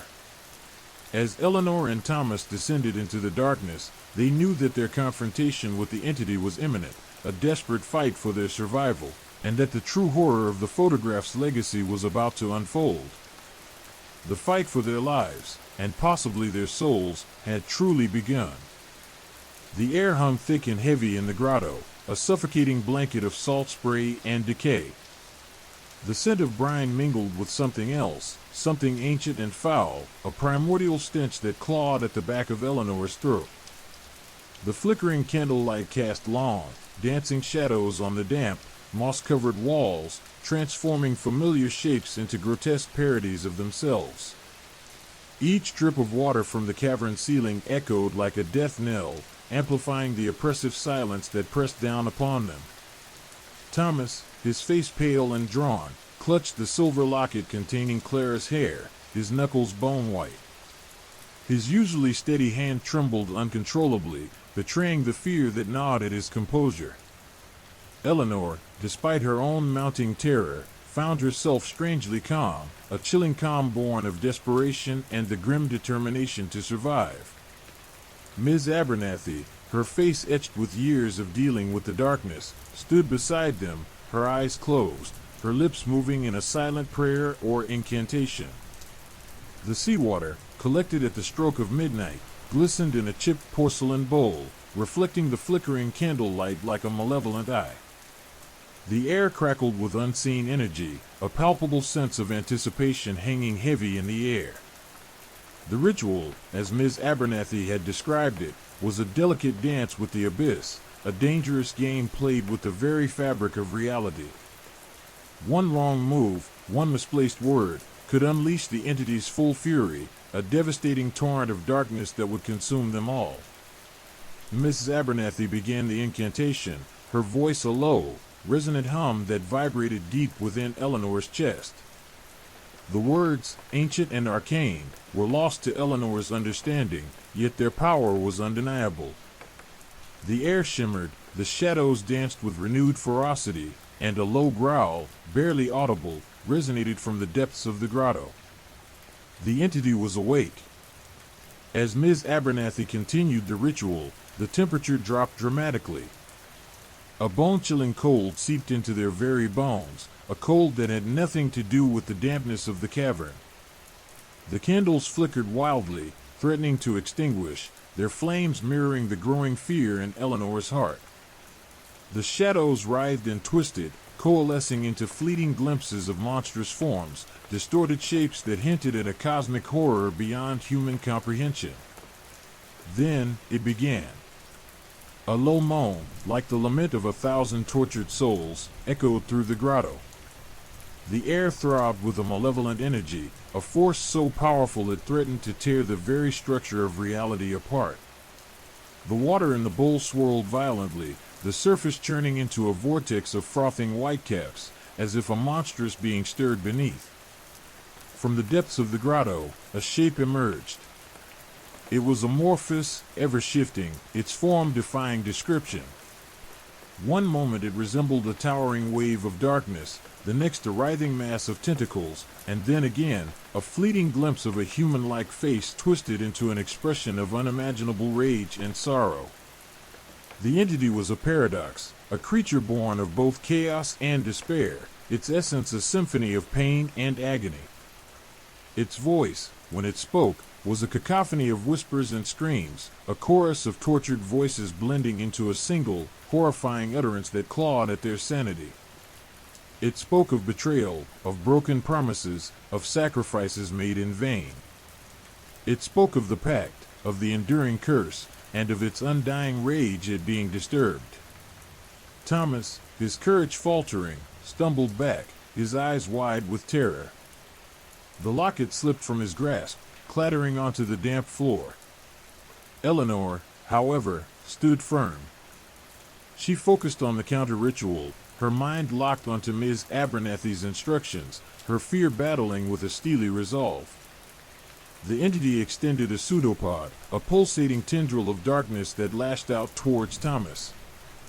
Ms. Abernathy, with a cry of warning, shoved Eleanor aside, shielding her from the attack. The tendril struck Ms. Abernathy, a searing blast of energy that sent her reeling. She crumpled to the ground, her body convulsing, her breath ragged and shallow. Eleanor knew she had to act, and act quickly. With renewed determination, she grabbed the locket, her fingers closing around the cool metal. She focused on the image of Clara, the innocent child depicted in the photograph, and channeled her grief, her rage, and her love into a single, focused point. She whispered the words of the counter-ritual, her voice strained but unwavering. As she spoke, the light from the candles intensified, their flames dancing with a strange, ethereal energy. The air crackled, the earth trembled, and the entity shrieked in agony, its form convulsing violently as the counter-ritual began to take effect. The battle raged, a terrifying clash between light and darkness, faith and despair. The grotto shook, the very foundations groaning under the strain. The air filled with a cacophony of screams, growls, and the crackling of energy. Eleanor fought with everything she had, her will pitted against the unimaginable power of the ancient entity. Finally, with a deafening roar, the entity recoiled, its form dissolving into a swirling vortex of darkness. The shadows retreated, the cold receded, and the air grew lighter, the oppressive weight lifting from their chests. The silence that followed was deafening, broken only by the faint drip of water, the rhythmic breathing of the survivors, and the soft sigh of relief that escaped Eleanor's lips. The photograph's curse, it seemed, was finally broken. But the memory of the terrifying confrontation, the chilling reality of what they had faced, would forever haunt their waking thoughts and their dreams. The lingering darkness left its mark, a scar upon their souls, a reminder of the terrifying power lurking beneath the seemingly innocent facade of the past. The victory, while hard-won, tasted bittersweet, the true cost remained to be seen. The silence in the grotto was punctuated by the heavy sighs of exhaustion and a lingering sense of unease, the memory of the monstrous encounter leaving an indelible mark on their minds. The trauma would be a constant shadow, and the lingering fear, a persistent companion. The escape was not a complete victory, but a harrowing survival against unimaginable odds. The price of confronting the past had been steep, but they had lived to tell the tale. Story 5: The Singing Music Box. The silence following the confrontation with the entity was profound, a stark contrast to the cacophony that had preceded it. The only sounds were the rhythmic drip of water from the cavern ceiling and the ragged breaths of the three survivors. Ms. Abernathy lay slumped against the damp wall, her face pale, her breathing shallow and labored. Thomas, still shaken, knelt beside her, his trembling hands gently tending to her wounds. Eleanor, though physically unharmed, felt a deep exhaustion settle over her, a weariness that went beyond mere physical fatigue. It was the exhaustion of the soul, the lingering drain of confronting a horror so profound it threatened to shatter the very fabric of reality. The locket, retrieved from the cavern floor, lay cold and heavy in Eleanor's palm. The image of Clara, though still intact, seemed to carry a faint residual tremor, a subtle echo of the entity's malevolent energy. A chilling realization settled over Eleanor: the ordeal was not yet over. The breaking of the curse, if it truly had been broken, had left a void, a gaping hole in the reality they had known. The air itself hummed with an unsettling energy, a faint vibration that resonated deep within her bones. It was then that she heard it. A faint, ethereal melody, delicate yet haunting, drifted through the cavern. It was a melody both beautiful and disturbing, a lullaby from a nightmare. The tune seemed to weave itself into the very fabric of the grotto, subtly altering the shadows, shifting the perception of space. The sound emanated from a small, ornately carved wooden box nestled amongst the debris near where Ms. Abernathy had fallen. It was an antique music box, its brass inlay gleaming faintly in the flickering candlelight. Cautiously, Eleanor approached the box. Its intricate carvings depicted scenes of a surreal, almost nightmarish landscape, twisting trees, shadowy figures, and a moon that seemed to bleed crimson light. As she reached for it, a shiver ran down her spine. The melody intensified, resonating within her very being, a discordant symphony of beauty and dread. The music box was small, no larger than her hand, but its weight seemed disproportionate, almost as if it held the weight of the world within its tiny frame. As she opened the lid, the melody swelled, filling the grotto with its enchanting yet unsettling sound. Tiny, intricately designed gears whirred within, their rhythmic movement strangely hypnotic. The tune was unlike anything Eleanor had ever heard. It was both captivating and repulsive, a siren song of the abyss. It spoke of lost loves, of ancient sorrows, of a profound and unending despair. Each note seemed to pierce her soul, unraveling her carefully constructed defenses, exposing her deepest fears and vulnerabilities. The melody was mesmerizing, almost impossible to ignore. She felt a pull, a strange compulsion to listen, to succumb to its hypnotic sway. The images evoked by the music were disturbing, fleeting glimpses of grotesque landscapes, of tormented faces, of shadows that writhed and danced in a macabre ballet. These were not merely images, they felt like sensations, experiences lived and felt deep within the recesses of her soul. Thomas, recovering from the initial shock of the encounter, watched Eleanor with a mixture of concern and awe. He knew something was wrong, something profoundly wrong. The melody seemed to affect him as well, though to a lesser degree, its hypnotic power less intense, yet still undeniably present. He reached out to her, but she didn't seem to notice, lost in the hypnotic grip of the music box's haunting melody. Mrs. Abernathy, still weak but regaining consciousness, stirred slightly. Her eyes flickered open, her gaze fixed on the music box.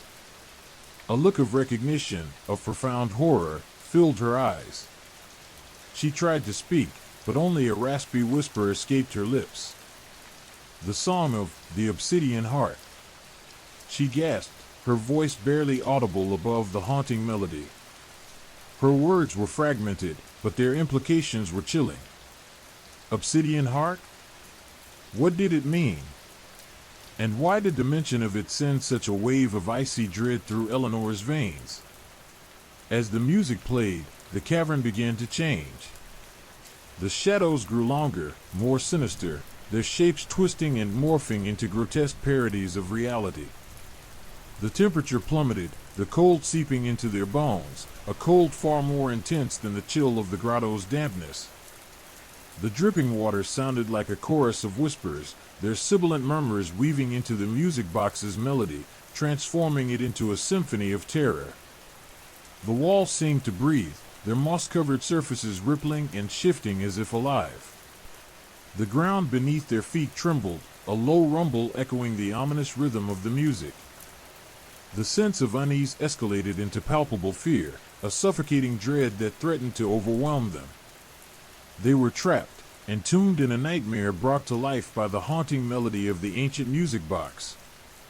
Eleanor, fighting against the music's hypnotic power, realized that this was not merely a beautiful, haunting tune. This was a curse, a malevolent enchantment designed to ensnare and destroy. The melody was not just sound, it was a weapon, a subtle yet devastating form of psychic assault. It was manipulating their emotions, twisting their perceptions, tearing at the fragile fabric of their sanity. She desperately searched for a way to stop the music, to break the curse, but the music box seemed impervious to her efforts. She tried to close the lid, but her fingers fumbled, her movements clumsy and uncoordinated as if her body was acting against her will. The melody intensified, its power growing stronger with each passing second. Desperation clawed at her, a raw, primal fear gripping her heart. She felt a growing sense of detachment, a dissociation from reality, as if she were sinking into a dark, viscous pool of despair. The images evoked by the music became more vivid, more terrifying, a relentless assault on her senses. She saw faces, countless faces, twisted in agony, their eyes pleading for release. Then, she saw it, a faint inscription, etched almost invisibly on the bottom of the music box. It was a single word, written in a language she did not recognize, but whose meaning was chillingly clear. It was a name whispered in the shadows, a name that resonated with the ancient malevolence that had filled the grotto just hours before. A name that hinted at a deeper, darker horror that lay beyond comprehension. This wasn't just a cursed object. It was a key, an invocation, a conduit to something far older and more sinister than anything she could have imagined. The song wasn't just a haunting melody, it was a gateway, a portal into a realm of unspeakable dread. And she, along with Thomas and Ms. Abernathy, were trapped within its chilling embrace. The fight to break the curse had only just begun, and this time, the stakes were infinitely higher. The melody continued, a constant, suffocating reminder of the terror that surrounded them, a terrifying lullaby to their inevitable doom unless they could find a way to silence the song of the obsidian heart. The air crackled with unseen energy, the shadows danced with renewed menace, and the chilling melody continued, weaving its spell of dread, wrapping its icy tendrils around their souls. Their survival hung precariously in the balance, their fate inextricably bound to the secrets of the ancient music box and the malevolent power it summoned. The melody, initially a haunting lullaby, morphed into something more sinister, its notes sharper, more insistent. It no longer merely filled the cavern, it seemed to become the cavern, a sentient entity weaving its way into the very fabric of their reality. Eleanor's vision blurred, the grotesque landscapes conjured by the music becoming almost tangible. She saw twisted trees clawing at a crimson sky, their branches reaching out like skeletal fingers. She saw faces, countless faces, contorted in silent screams, their eyes hollowed pits of despair. These weren't just fleeting visions, they were overwhelming, visceral experiences, pushing her to the very edge of sanity. Thomas, his grip tightening on Eleanor's arm, felt a chilling wave of nausea wash over him. The music seemed to burrow into his mind, twisting his thoughts, distorting his perceptions. He saw shadows flicker at the periphery of his vision, shapes shifting and reforming, mocking his attempts to comprehend them. He felt a strange detachment from his own body, as if he were observing himself from a distance, a disembodied spectator watching his own slow descent into madness. The music was no longer just sound, it was a psychic assault, a relentless attack on his very being. Mrs. Abernathy, now fully conscious, was a picture of utter terror. Her eyes were wide, unfocused, reflecting the horrific images the music was weaving into their minds. She mumbled incoherently, her words lost in the oppressive cacophony of the music box's melody and the echoing drips of water. Her hands trembled uncontrollably, her body racked with silent sobs. The fear emanating from her was palpable, a suffocating wave of dread that threatened to overwhelm them all. The obsidian heart, the words echoed in Eleanor's mind, a chilling premonition of the horror to come. The physical effects of the music were equally disturbing. The temperature plummeted further, the air growing thick and heavy with an almost palpable sense of despair. The cavern seemed to shrink, its walls closing in on them, suffocating them with its oppressive presence. The ground trembled with increasing intensity, the tremors growing stronger, more violent, as if the very earth itself were rebelling against the music's power. The air crackled with unseen energy, a palpable tension hanging heavy in the air, as if a storm of unimaginable proportions was brewing just beyond their perception. Eleanor attempted to pry the music box from her grasp, but her hands wouldn't obey. They were stiff, unresponsive, as if paralyzed by some unseen force. Her muscles tightened, her body screaming in silent protest against the music's insidious power. She tried to scream, to break free from the music's hypnotic grip, but her voice was lost, swallowed by the overwhelming cacophony. She was trapped, imprisoned not by physical restraints, but by the relentless assault of the music's malevolent enchantment. Thomas, struggling against the music's insidious influence, tried to help Eleanor, but his own body was resisting, his limbs heavy, his movements clumsy and uncoordinated. He felt a creeping dread, a growing sense of helplessness as the music's power intensified, its grip tightening around his mind. The visions intensified, becoming more vivid, more disturbing, a grotesque pantomime of their deepest fears. He saw himself, his body twisted and broken, a grotesque parody of his former self. He saw Eleanor, her eyes glazed over, a vacant stare replacing her usual intelligence, her spirit crushed under the music's oppressive weight.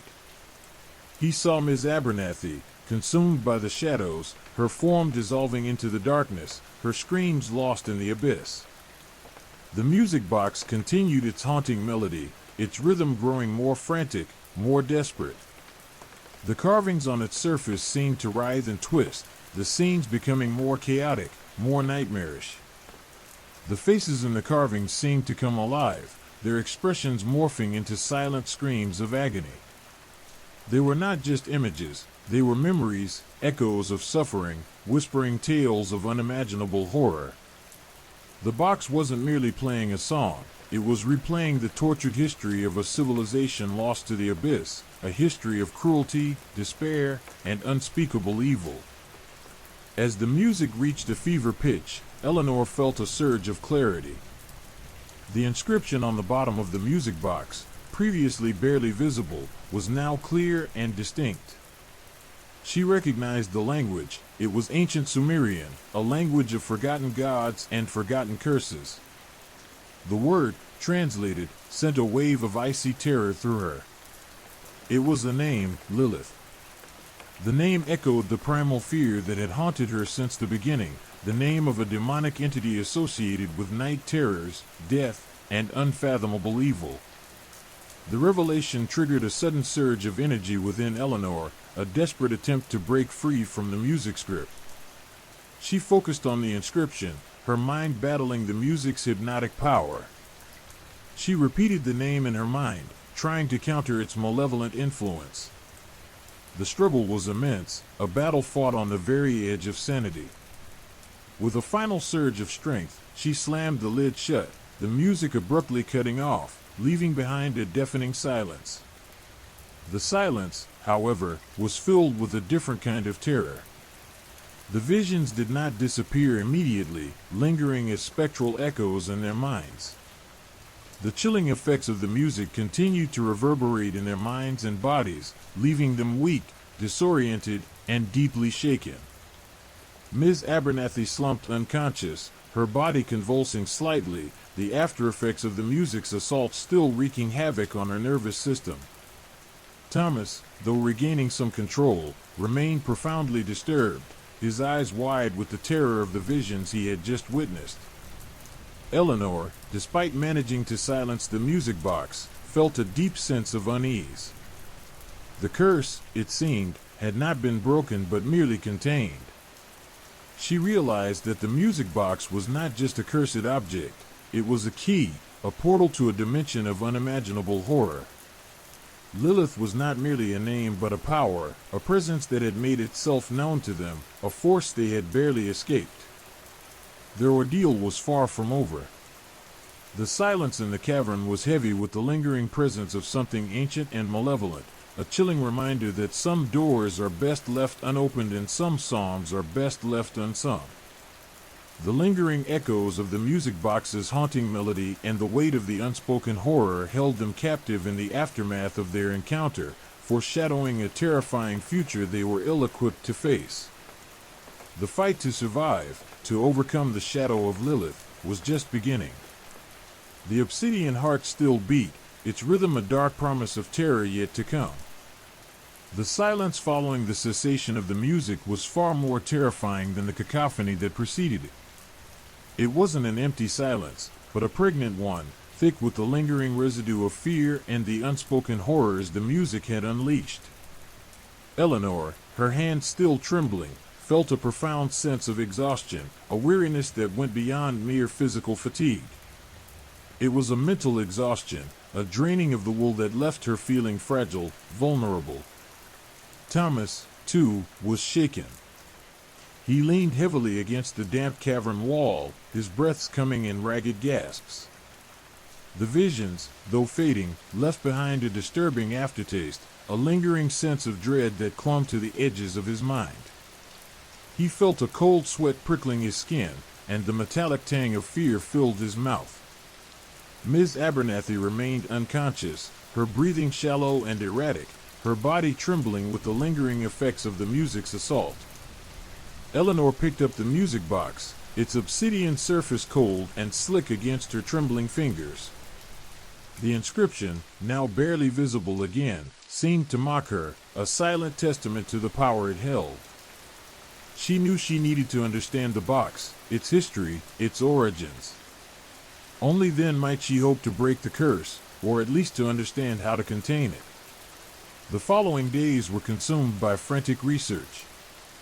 Eleanor, fueled by a mixture of adrenaline and terror, scoured dusty archives, ancient texts, and forgotten lore. She consulted with specialists in Sumerian history and archaeology, delving into the obscure language of the inscription, piece by painstaking piece. The libraries became her refuge, the hushed silence a stark contrast to the cacophony of terror that echoed in her mind. Thomas, ever supportive, helped where he could, his own lingering unease fueling his determination. He handled the logistical aspects of the investigation, arranging meetings, translating documents, and providing unwavering support for Eleanor's desperate quest. Slowly, a chilling narrative began to emerge from the depths of antiquity. The music box, they discovered, was far more than a mere artifact. It was a cursed relic, steeped in tragedy and blood. Its history stretched back millennia, to a time when the gods were closer, and the line between the mortal and the supernatural was blurred. The first documented owner was a Sumerian priestess, a woman named Ishtar, who lived during the reign of King Shulgi, some 4,000 years ago. Ancient texts described her as both gifted and troubled, a visionary possessed of incredible insight but plagued by visions and tormented by nightmares. The music box, according to the texts, was crafted for her, supposedly to soothe her tormented soul, to calm the chaotic energies within her mind. But instead of solace, it brought madness and death. The texts detailed a series of increasingly disturbing events, culminating in Ishtar's violent demise. She died clutching the music box, her final moments filled with unimaginable terror, her eyes wide with the horror she had witnessed. The box then changed hands, its trail a macabre tapestry woven from despair and death. Each new owner met a similarly tragic end, their lives consumed by madness and violence. A Babylonian king, consumed by paranoia and delusion, used the music box as a tool to quell dissent, only to find his kingdom plunged into chaos and his reign ending in brutal assassination. A Roman noblewoman, seeking solace from her grief, used the box for comfort, only to be driven to suicide by its haunting melodies. A medieval alchemist, attempting to harness the box's power, ended up locked away in an insane asylum, gibbering incoherently about demons and lost civilizations. The historical accounts weren't merely descriptions of death, they were filled with chilling details, accounts that echoed the terror Eleanor and Thomas experienced. They read of visions of grotesque landscapes, of unsettling sounds that burrowed into the minds of the victims, twisting their thoughts and distorting their perceptions. There were accounts of shape-shifting shadows, of whispers in the darkness, of a palpable sense of dread that preceded each tragedy. Each story pointed towards a malevolent force, a dark entity lurking within the music box, manipulating its victims, driving them to madness and despair. The recurring theme of the obsidian heart became increasingly significant as they delved deeper into their research. The heart, depicted in numerous carvings on the box, seemed to represent a malevolent energy source, a dark force that powered the box's sinister enchantments. Each account mentioned a feeling of intense cold, as if an icy presence had invaded the space where the box was located. They found recurring mentions of a name, whispered in hushed tones in several unrelated accounts, Lilith.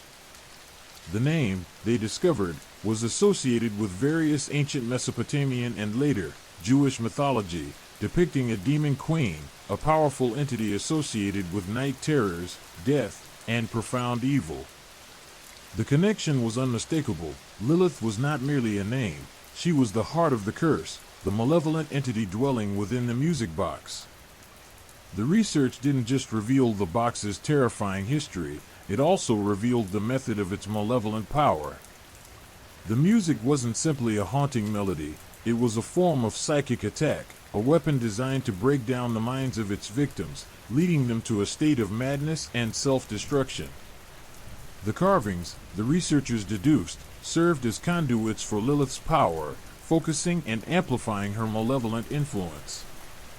The more the box was played, the stronger Lilith's hold on her victim became. The more people played the box, the more her power grew. Eleanor realized with growing horror that their encounter in the cavern was not an isolated incident. The music box was not a static object, it was a living entity, feeding on the terror it engendered, growing stronger with each victim it claimed. Their escape had only served to postpone the inevitable. Lilith was still out there, lurking within the box, waiting for the opportune moment to unleash her full power. The research was not just a journey into the past, it was a chilling prophecy of the future, a terrifying glimpse of what lay ahead, and the realization of the immense danger they faced. The silence in the room where they worked was now weighted with the immense knowledge of the threat they had unearthed, a foreboding prelude to the battles yet to come. The fight for survival was far from over, and the obsidian heart still beat, its rhythm a relentless pulse of impending doom. The plan was simple, in theory.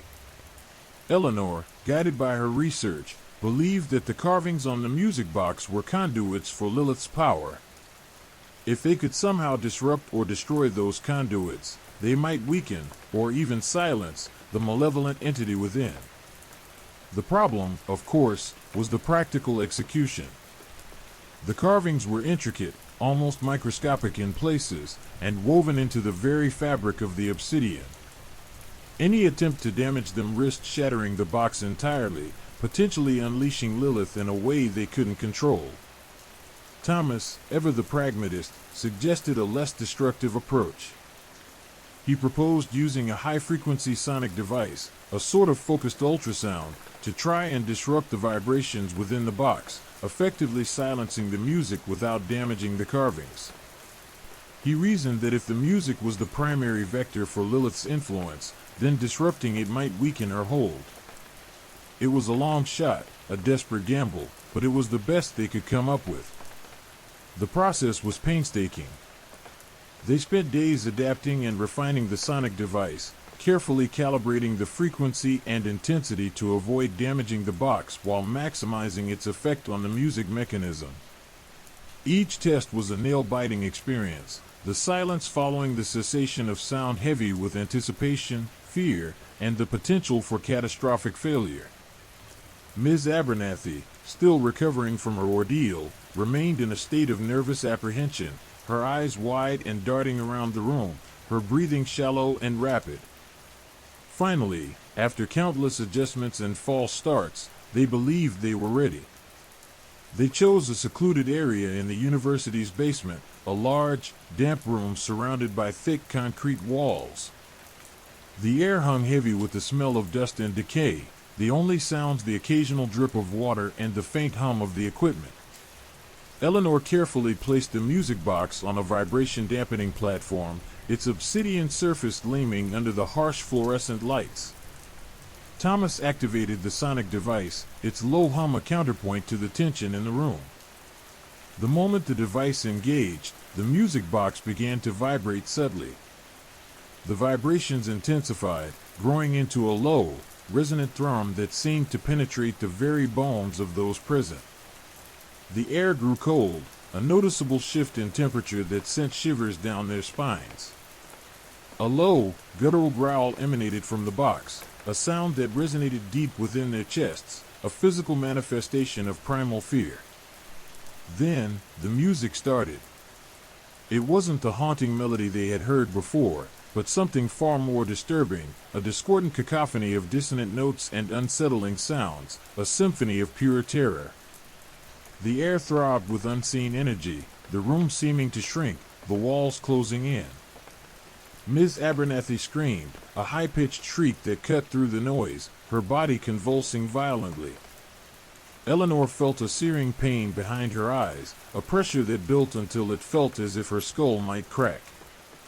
Visions assaulted her, grotesque images flashing before her eyes, twisted landscapes, shadowy figures, scenes of unimaginable violence. She fought to maintain her grip on reality, to resist the pull of the encroaching madness. Thomas, despite his best efforts, struggled to maintain control of the sonic device. The vibrations were becoming too intense, the feedback deafening. The room seemed to warp and shift, the concrete walls rippling like water, the very fabric of reality fraying at the edges. The sounds intensified, morphing into something inhuman, something utterly alien, a cacophony of screams, whispers, and guttural growls that clawed at their minds. Suddenly, the music ceased. The silence that followed was not the peaceful quiet they had hoped for.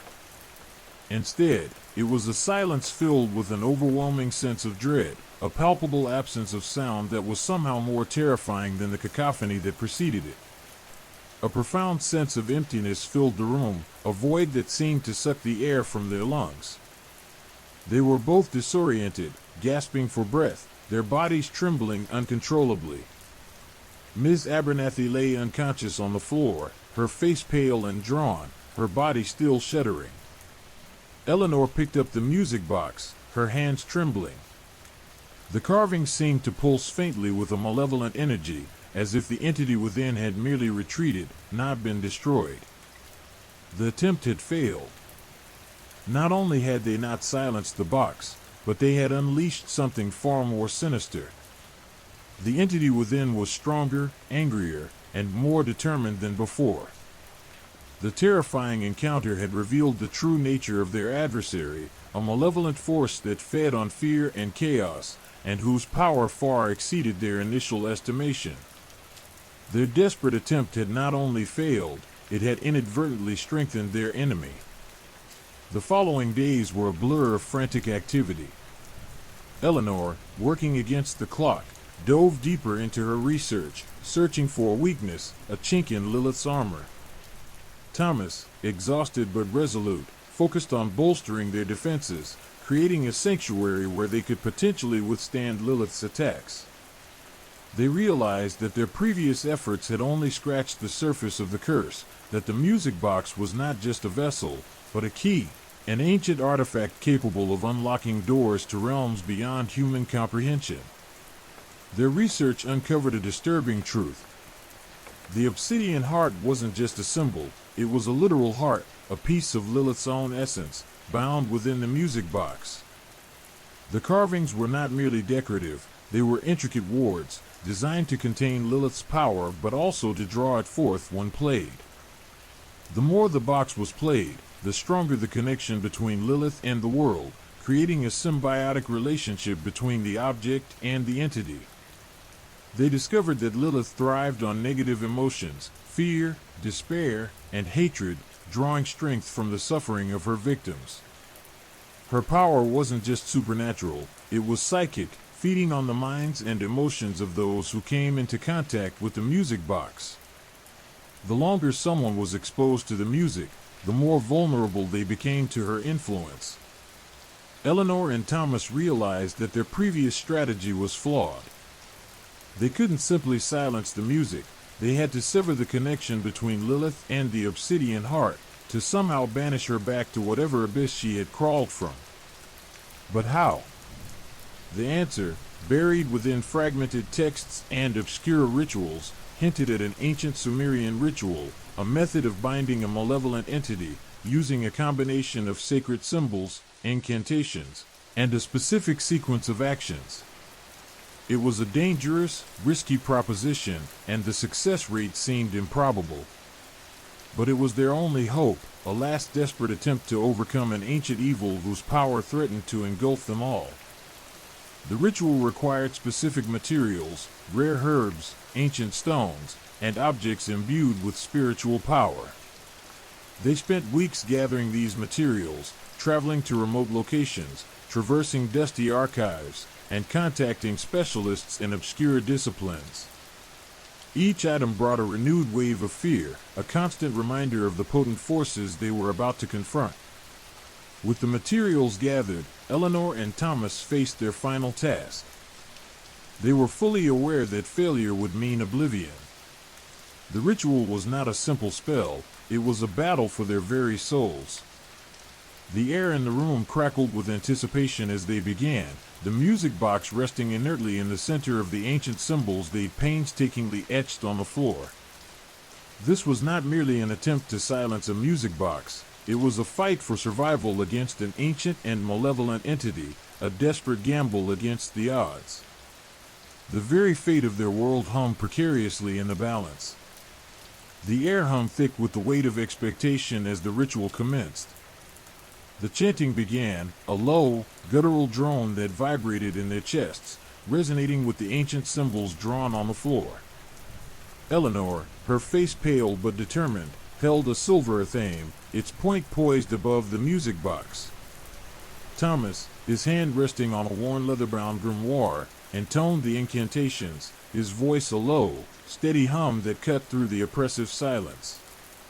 The air crackled with unseen energy, the scent of the rare herbs filling the air, a heady mix of sweet and acrid aromas that hinted at the potent forces at play. Each movement was precise, each syllable carefully enunciated, each gesture imbued with the weight of centuries of forgotten knowledge. The ritual was a delicate dance between the mortal and the supernatural, a precarious balancing act between control and chaos. The slightest misstep could unleash consequences beyond their comprehension. Sweat beaded on their foreheads, their bodies trembling not just from exertion, but from the raw power emanating from the symbols and the music box itself. As they progressed through the ritual, the room began to transform.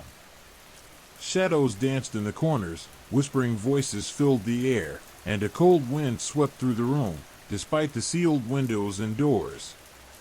The very air seemed to vibrate with unseen energy, the silence punctuated by the rhythmic chanting and the occasional creak of the ancient floorboards. The pressure intensified, bearing down on them with crushing weight, testing their resolve, their faith in the ritual, their belief in their ability to succeed. Suddenly, a piercing shriek ripped through the air, a sound that echoed the anguish of ages. Ms. Abernathy, still unconscious on a nearby cot, began to convulse violently, her body twisting and thrashing as if racked by unseen forces. Her skin flushed crimson, her eyes rolling back into her head, her face contorted in a mask of silent agony. Eleanor and Thomas exchanged a worried glance, the urgency of their task amplified by Ms. Abernathy's distress. They knew the ritual was affecting her, a testament to the power they were wielding, the dangers they were facing. Her suffering was a harrowing reminder of the stakes. The ritual demanded a sacrifice, a price for the power they sought to command. The ancient text spoke of a blood sacrifice, offering to appease Lilith and break the connection between her and the obsidian heart. But the text did not specify what kind of sacrifice would be required. A sense of dread settled over them. The cost of silence had never been clearer. The choice hung heavy in the air. They could sacrifice Ms. Abernathy, using her life energy to fuel the ritual, to bind Lilith, and silence the music box. But the thought was repugnant, a moral compromise they were not willing to make. They were scholars, not murderers. They were protectors, not sacrificers. Yet, The consequences of failure were equally horrific. Lilith's influence was growing, her power expanding. More lives would be lost if they failed to act decisively. Time seemed to stretch and warp, each second an eternity. The pressure mounted, squeezing the air from their lungs, weighing down their spirits. Eleanor and Thomas exchanged another desperate look, their eyes conveying the agonizing weight of their decision. The choice before them was stark and unforgiving, the life of one innocent woman against the potential destruction of many, the suffering of one against the annihilation of countless others. In the end, they refused to make the sacrifice. They would find another way, another solution. They couldn't betray their own humanity, even in the face of unimaginable terror. They would not become monsters to defeat a monster. Their faith in human resilience had to outweigh their fear of the unknown. With newfound determination, they shifted their focus, channeling their remaining energy into a different aspect of the ritual. Instead of a blood sacrifice, they decided to offer a symbolic sacrifice, their own fear, their own despair, their own vulnerability. They poured their emotions into the ritual, offering their souls as a counterpoint to Lilith's malice, a wave of human strength against her tide of darkness. The air in the room crackled with a different energy now, a palpable shift in power. The shadows retreated, the whispers faded, and the cold wind ceased its chilling caress. The room, once oppressive, now felt charged with a new kind of power, the power of human will, the strength of collective resolve.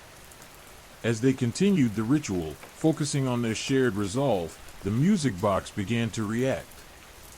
The obsidian surface pulsed with a soft, inner light, the carvings glowing faintly, their intricate patterns radiating an aura of ancient power. The incantations resonated with a new intensity, imbued with the depth of their combined determination, their shared commitment to survival. The final incantation was a whispered plea, a desperate prayer to the ancient gods, a heartfelt wish for deliverance. And as the last syllable left Thomas's lips, the music box fell silent. Not with a sudden stop, but a slow, gentle fading, as if the malevolent entity within were simply retreating, withdrawing its influence, succumbing to the combined strength of their will. The silence that followed was not filled with dread, but with a profound sense of relief, a weight lifted from their shoulders, a promise of survival. Miss Abernathy stirred, groaning softly, her breathing returning to normal. She looked around, confused and disoriented, but unharmed, the crisis apparently averted. Eleanor and Thomas, exhausted but triumphant, exchanged a weary smile. They had faced the darkness, and they had emerged victorious, but not without a cost. They had stared into the abyss and found the strength not only to survive, but to prevail. The silence they now held was not the silence of submission, but the silence of hard-won victory, a hard-fought battle won against insurmountable odds.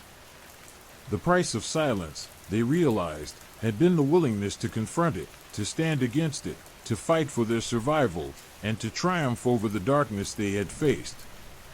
The darkness had been subdued, but it hadn't been defeated. Its shadow lingered, a constant reminder of their harrowing ordeal and the perilous path they had survived. The music box remained silent, but the memory of its haunting melodies, and the price paid to silence it, would forever remain etched in their minds. Story 6: The Shadowy Book. The silence following the silencing of the music box was profound, a stark contrast to the cacophony of fear and dread that had preceded it.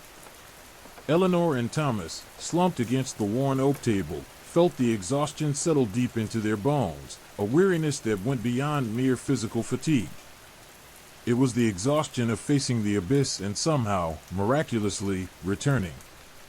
Ms. Abernathy, still dazed, was slowly regaining consciousness, her breathing even, her eyes fluttering open. The immediate crisis was averted, but the lingering unease clung to them like a shroud. Their victory felt fragile, provisional, hanging by a thread. It was then that Thomas noticed it. Tucked away in a shadowed corner of the room, half hidden beneath a pile of discarded parchment and ritualistic tools, was a book.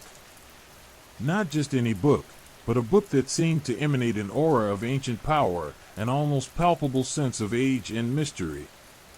It was bound in dark, aged leather, the cover worn smooth by time and handling, its edges frayed and tattered, suggesting centuries of handling, of whispered secrets and forgotten rituals.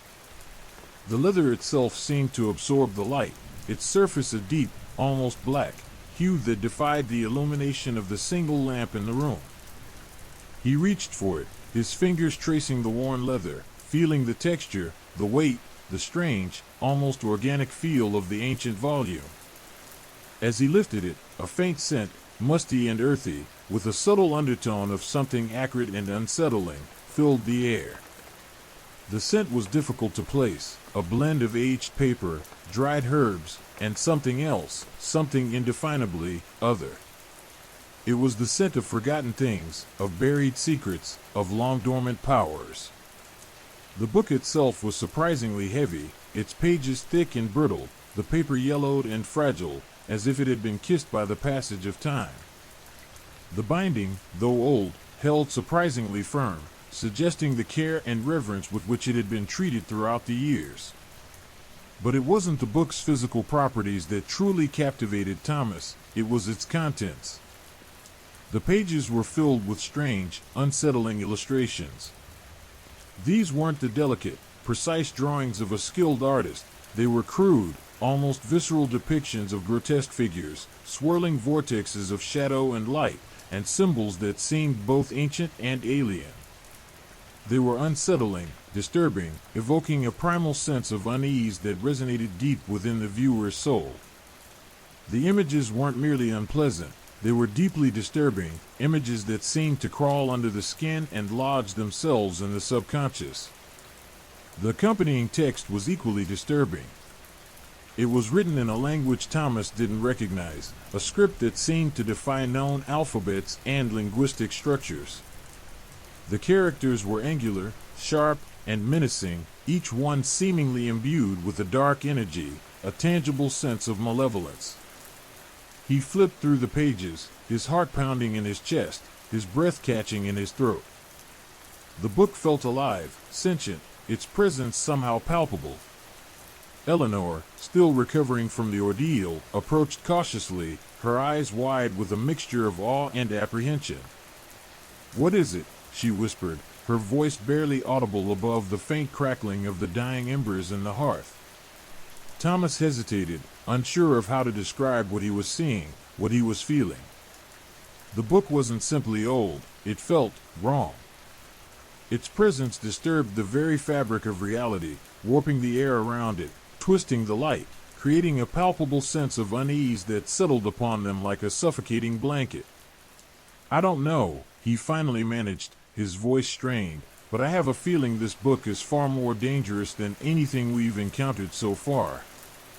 He turned a page, revealing a particularly disturbing image, a grotesque figure, half human, half shadow, its eyes burning with an unholy light, reaching out from the page, its clawed fingers seemingly poised to grasp the viewer. The accompanying text, rendered in that unsettling script, seemed to writhe before his eyes, the symbols pulsing with a strange inner light, their meaning utterly incomprehensible. The book seemed to pulse with energy, its pages whispering secrets they couldn't understand. It was a book of shadows, a repository of forbidden knowledge, a grimoire of the darkest arts. As they examined the book, the temperature in the room seemed to drop, the air growing thick with a palpable sense of dread. The shadows in the corners of the room seemed to deepen, to lengthen, as if sentient creatures were lurking just beyond the reach of their sight. The silence, once a symbol of victory, now felt oppressive, heavy with the weight of untold horrors. They were no longer just tired, they were terrified. The very air hummed with a malevolent energy, a tangible force that seemed to emanate from the book itself, a manifestation of the darkness it contained. The more they looked, the more unsettling it became. The illustrations depicted scenes of unimaginable horror, grotesque rituals, human sacrifices, dark entities rising from the abyss. Each page turned brought forth a fresh wave of unease, a deeper sense of dread that chilled them to the bone. The cryptic text, though indecipherable, seemed to amplify this feeling, adding layers of unsettling mystery and foreboding to the already terrifying visuals. Hours passed as they meticulously examined the ancient grimoire, turning page after page, their hearts pounding in their chests. The book's power was undeniable. It seemed to exert a hypnotic, almost sinister pull on their minds, whispering secrets in a language only their subconscious could understand. Its impact went beyond their intellectual curiosity. It reached deep into their fears, stirring ancient primal anxieties and igniting feelings of a dreadful doom. The illustrations seemed to shift and writhe before their eyes, their grotesque details becoming increasingly vivid and disturbing. They felt a growing sense of unease, a creeping suspicion that the images weren't simply depictions of horrific events, but portals into a realm beyond comprehension, a realm of unspeakable horrors. The subtle shifts and movement of the images within the book's pages only heightened their anxiety and amplified the overall sense of foreboding. As dawn approached, casting a pale light into the room, they finally closed the grimoire. The book felt strangely warm to the touch, despite the cold emanating from it. The exhaustion they felt was physical and mental, a crushing fatigue that threatened to consume them. They realized the book wasn't just a collection of images and texts. It was a conduit, a gateway to something ancient, something malevolent, something beyond human comprehension. They had faced Lilith and silenced her music box, but in doing so, they had opened themselves up to a far greater, more insidious threat. The silence of the music box had been replaced by the sinister hum of this ancient grimoire. The silence they had worked so hard to achieve was shattered, replaced by a new, more profound kind of dread. The ancient grimoire, they realized, was only the beginning.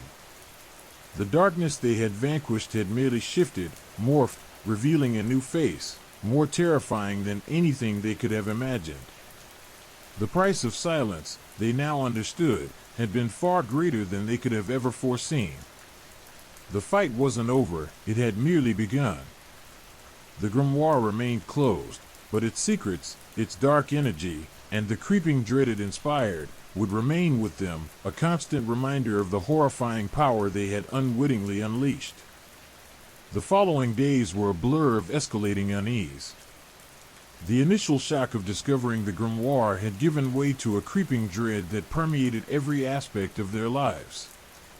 Sleep became a battlefield of vivid nightmares, each more disturbing than the last.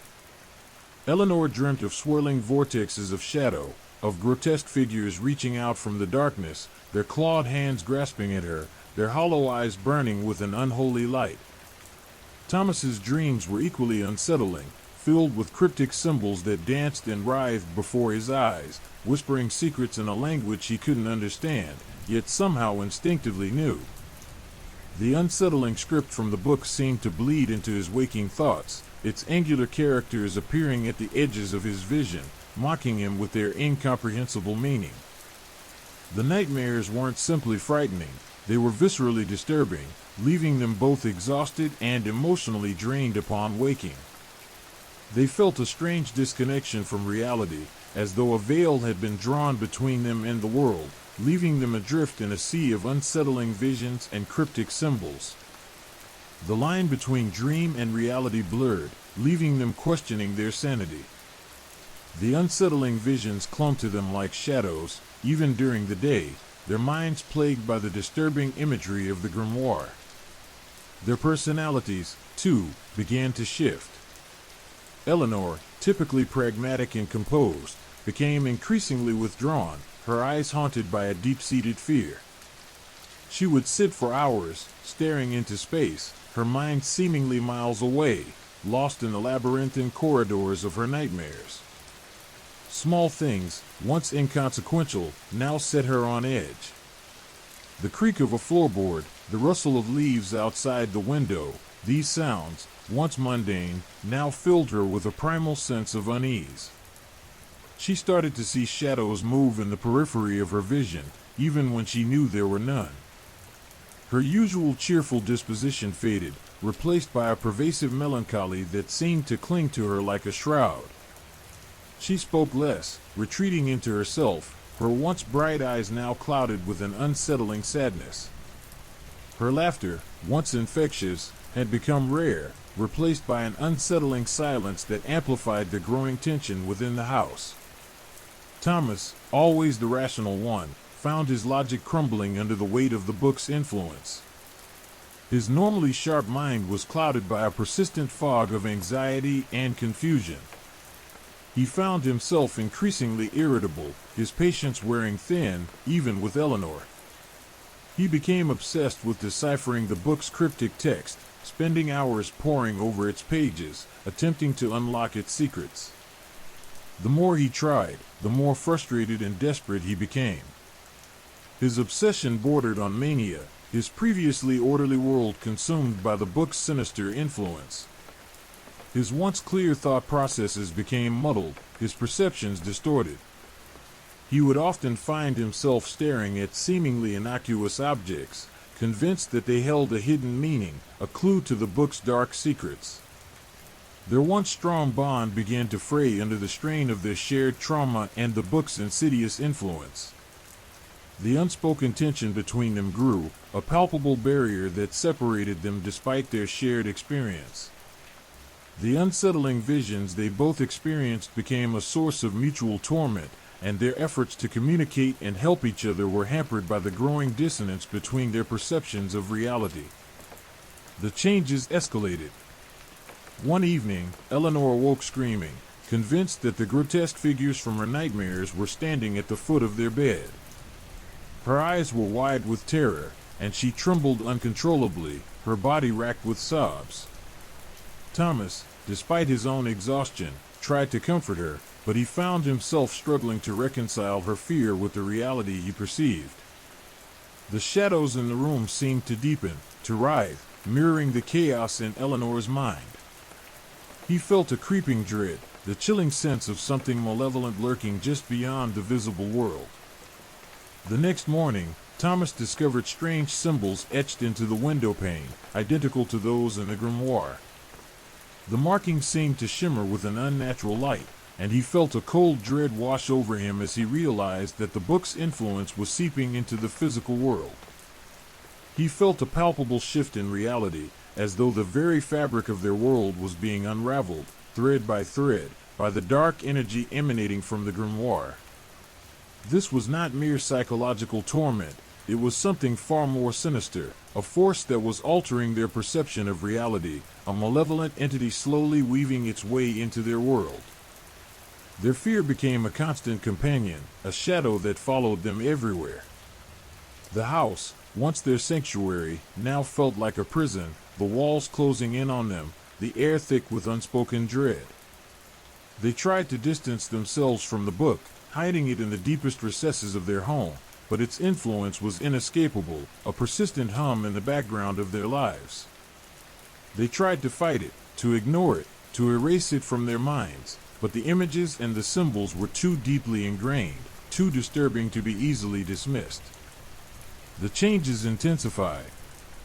Thomas became increasingly paranoid, seeing enemies everywhere. He started to talk to himself, muttering the book's cryptic script, his voice losing its firmness and becoming strained, almost desperate. He found himself convinced that the book was communicating with him, whispering secrets in a language his conscious mind couldn't understand, but his subconscious readily understood. The language itself was unsettling and disturbing, twisting and changing, causing confusion, suspicion, and growing fear. Eleanor's detachment deepened, her communication becoming increasingly incoherent, her speech filled with fragmented sentences and eerie whispers. Her face lost its warmth, her eyes growing hollow and distant, her expression reflecting the growing shadows in her soul. She would gaze at him with a chilling emptiness, an unnerving look that made his heart sink with dread. The light that once shone in her eyes was fading, replaced by a vacant stare that chilled him to the bone. She appeared to live in a world unseen by him, an alternate reality shaped by the book's dark magic. The climax of their torment occurred during a violent thunderstorm. As lightning illuminated the room, revealing a disturbing sight, Thomas found Eleanor standing over the grimoire, chanting the book's cryptic script in a voice that wasn't her own. The words were guttural, filled with an unholy power. Her eyes glowed with an unnatural light. She was possessed, her body a vessel for the dark entity unleashed by the book. She lunged at Thomas, her eyes burning with an infernal gleam, her movement both rapid and erratic, reflecting a loss of control. It was a terrifying, desperate struggle, a fight for their very souls against an unseen force that had gained a horrifying foothold in their world. The storm outside mirrored the chaos within, the wind howling like a tormented spirit, the rain lashing against the windows as if trying to break in. The struggle with the possessed Eleanor was a reflection of their desperate fight against the book's power. In the aftermath, the book was gone. So was the dark energy that had consumed them. But the scars remained. The trauma they had endured was deep, and the memories of those terrifying nights would forever haunt their lives. They had survived, but at a tremendous cost. The book's influence had left its mark, altering their personalities, shaping their perception of reality, and leaving their world forever changed. The experience had fundamentally transformed who they were, leaving an indelible imprint on their identities and their relationship. The quiet hum of dread that had once been so prominent had faded, but the subtle undercurrent of unease would forever linger, a reminder of the harrowing ordeal they had endured. They had conquered the shadow, but the darkness had left its mark. The more they delved into the grimoire's cryptic script, the more unsettling the knowledge became. It wasn't simply a collection of spells and incantations. It was a history, a chronicle of a malevolent entity whose existence defied comprehension. The entity, referred to only as the Shadow, was described not as a singular being but as a pervasive darkness, a malevolent influence that seeped into the fabric of reality, twisting minds and warping perceptions. Its power was ancient, its origins lost in the mists of time, predating even the earliest human civilizations. The book detailed the entity's methods, its insidious ways of manipulating individuals, twisting their desires and fears to its own nefarious ends. It spoke of whispered promises, of seductive illusions, of the intoxicating allure of forbidden knowledge, and the devastating consequences of succumbing to its influence. The more they read, the more the line between fascination and terror blurred. The knowledge was captivating, drawing them in with its forbidden allure, but the implications were terrifying, leaving them chilled to the bone. The grimoire described rituals, sacrifices, and arcane practices designed to both appease and invoke the shadow's power. Some rituals were described in agonizing detail, involving the desecration of sacred grounds, the summoning of forgotten entities, and the manipulation of elemental forces. Others focused on the subtle art of manipulation, detailing techniques to control the minds of others, to bend wills, to sow discord and chaos. The sheer malevolence of these practices was staggering, leaving Thomas and Eleanor with a chilling sense of the entity's immense, terrifying power.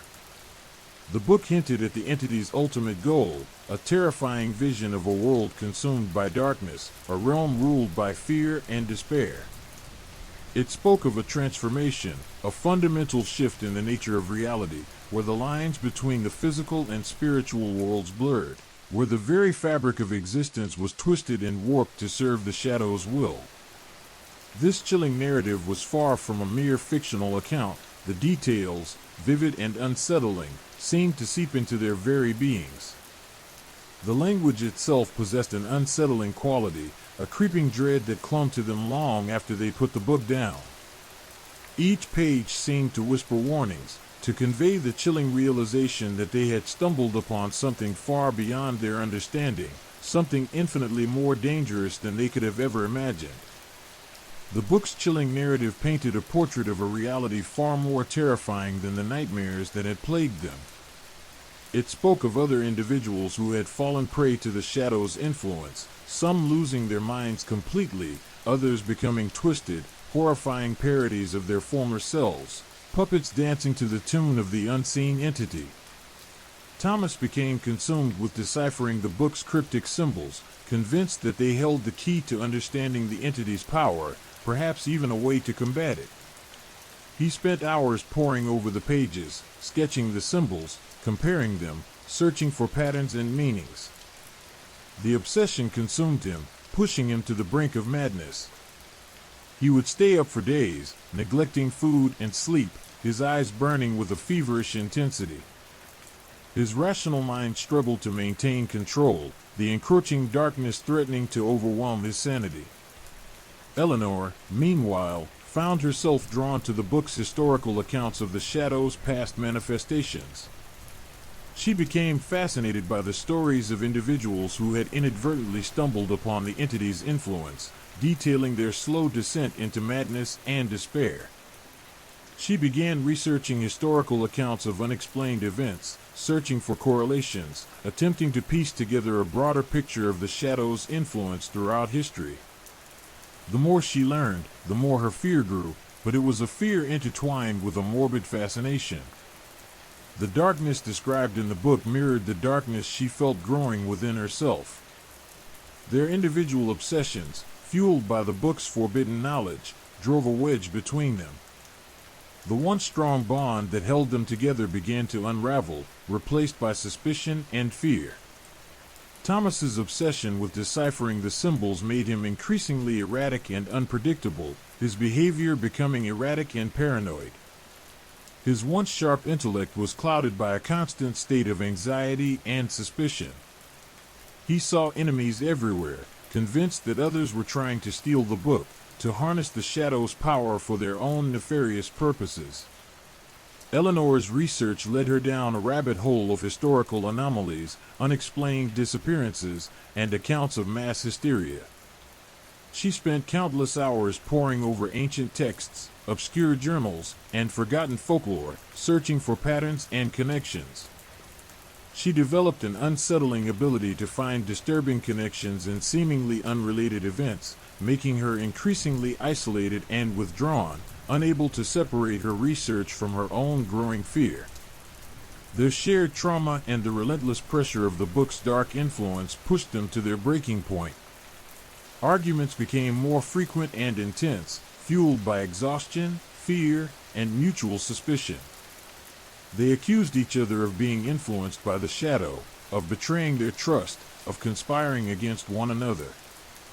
Their relationship, once a source of strength and support, became a battleground, their struggle to understand the book's dark secrets mirroring their internal struggle. The book's malevolent influence was tearing them apart, as much as it was tearing apart their grasp on reality.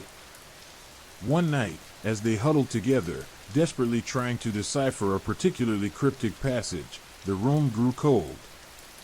The air crackled with an unnatural energy, and the shadows in the corners seemed to deepen, to writhe and twist in ways that defied explanation. A chilling wind swept through the room, even though the windows were tightly shut. The symbols in the book seemed to glow with an eerie light, pulsating faintly as if alive. They felt a presence, a malevolent entity, an unseen power that pressed in on them, choking the life out of them, threatening to consume them. The air itself felt heavy with a palpable dread, thick with the ominous presence of the shadow. They were not just reading about the entity, they were experiencing its chilling influence firsthand.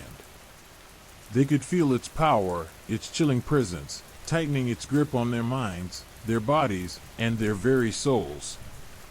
The grimoire's forbidden knowledge hadn't just revealed the existence of a terrifying entity, it had opened a door, allowing the shadow to seep into their lives, to twist their minds, and to shatter their world. The knowledge had become a curse, an inescapable nightmare that threatened to consume them entirely. The book was more than a collection of chilling tales, it was a key that unlocked a gateway to a world beyond comprehension, a world of infinite darkness and unending fear. and they were trapped within it. Their fight was no longer about understanding the shadow, but about surviving its influence, about reclaiming their minds, their bodies, and their very souls from the clutches of the terrifying entity they had inadvertently unleashed. The chilling reality of their situation threatened to overwhelm them, and the weight of their ordeal seemed insurmountable. Their struggle had only just begun. The flickering gaslight cast long, dancing shadows across the room, amplifying the already palpable sense of unease. Thomas, his eyes bloodshot and his face gaunt, traced a particularly unsettling symbol in the grimoire with a trembling finger. Eleanor, her face pale and drawn, sat across from him, her gaze fixed on a slowly swaying pendulum hanging from the ceiling, its rhythmic tick-tock a counterpoint to the mounting dread in the air. The book, the source of their torment, lay open between them, its pages whispering secrets in the silence. It had started subtly. Whispers in the night, shadows that moved just beyond the periphery of their vision, unsettling coincidences that felt far too deliberate.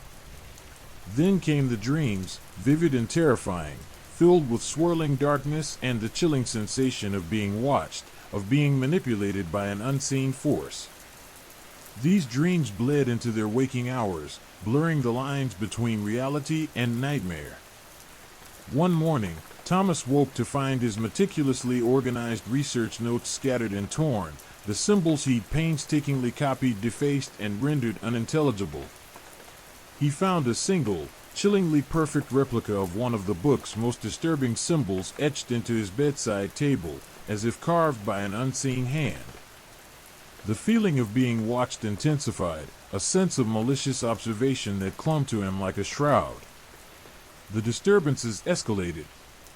Objects moved inexplicably.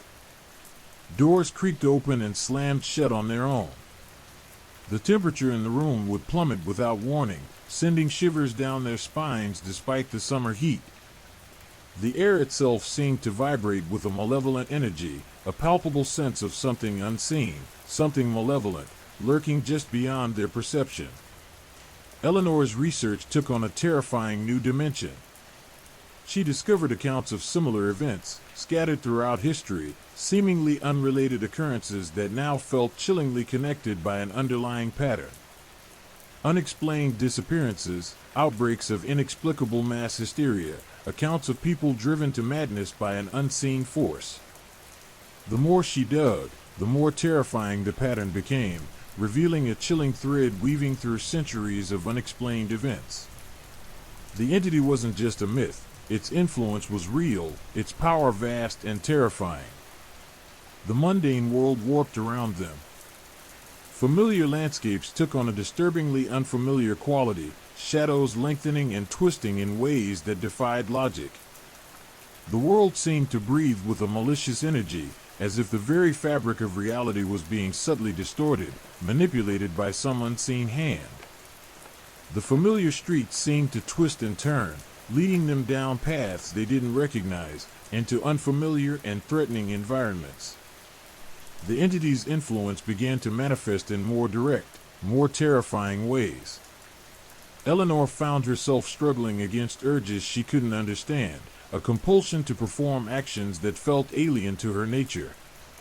A chilling compulsion to harm, to destroy, to inflict pain, gnawed at her consciousness, causing a horrifying rift within herself, a terrifying struggle between the person she was and the twisted creature the shadow was trying to shape her into. The subtle insidious suggestions at first turned into full-blown commands. Her rational mind fought back, but the force was relentless, pulling her ever closer to the abyss. Thomas experienced similar struggles, his obsession with the book's cryptic symbols intensifying into a debilitating paranoia. He saw the entity's influence everywhere, in the mundane objects around him, in the faces of strangers. His perceptions twisted and warped, distorting his reality, rendering him incapable of discerning truth from illusion. The entity preyed on his insecurities, amplifying his fears, playing on his desperation to understand its power, using his obsession as a lever to manipulate him. The rational part of his mind felt increasingly overwhelmed, threatening to fracture entirely under the strain. Their once strong bond, frayed by their individual obsessions, snapped entirely. They became prisoners in their own home, their fear and suspicion creating an insurmountable barrier between them. They lashed out at each other, accusing each other of being influenced by the shadow, of betraying their trust. Their desperate attempts to fight back, to understand the entity's power, only served to tear them apart. One night, a horrifying climax arrived. The air crackled with unbearable energy.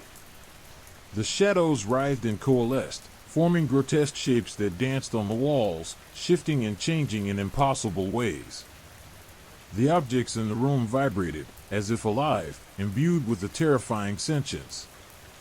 The very walls seemed to pulsate, breathing with a horrifying rhythm, while the stench of decay and brimstone filled the air. The entity manifested itself. It wasn't a physical form, not in the traditional sense. It was a pervasive darkness, a chilling presence that consumed their senses, squeezing the air from their lungs, leaving them breathless and paralyzed with terror. Its power was overwhelming, a vortex of negativity that sucked the hope and life from them, threatening to crush their very souls. It communicated through sensations rather than words, the touch of icy fingers against their skin, the taste of ashes in their mouths, the relentless whispering of its presence in their minds. Thomas and Eleanor felt their minds, their wills, their very identities, dissolving under its relentless pressure. The entity seemed to feed on their fear, their desperation, growing stronger with each moment of their terror. They fought, desperately clinging to their sanity, their memories, their very sense of self. But the entity's power was simply too great. They were drowning in a sea of darkness, its overwhelming presence suffocating every shred of hope. The reality they knew was crumbling, morphing into something grotesque and terrifying, a twisted parody of their former lives. Their struggle against the shadow was a fight for survival, not only for their lives, but for their souls, their identities, and the very fabric of their realities. The chilling climax left them utterly broken, their reality shattered, their future uncertain, and their hope diminishing with every passing second. The weight of the entity's power left them utterly helpless and exposed to its terrifying influence. The chilling truth was that they were irrevocably trapped in its nightmarish grasp.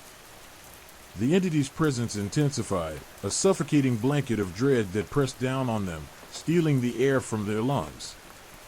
It wasn't a physical form, but a pervasive, insidious darkness that seeped into their very being, twisting their perceptions and fracturing their minds.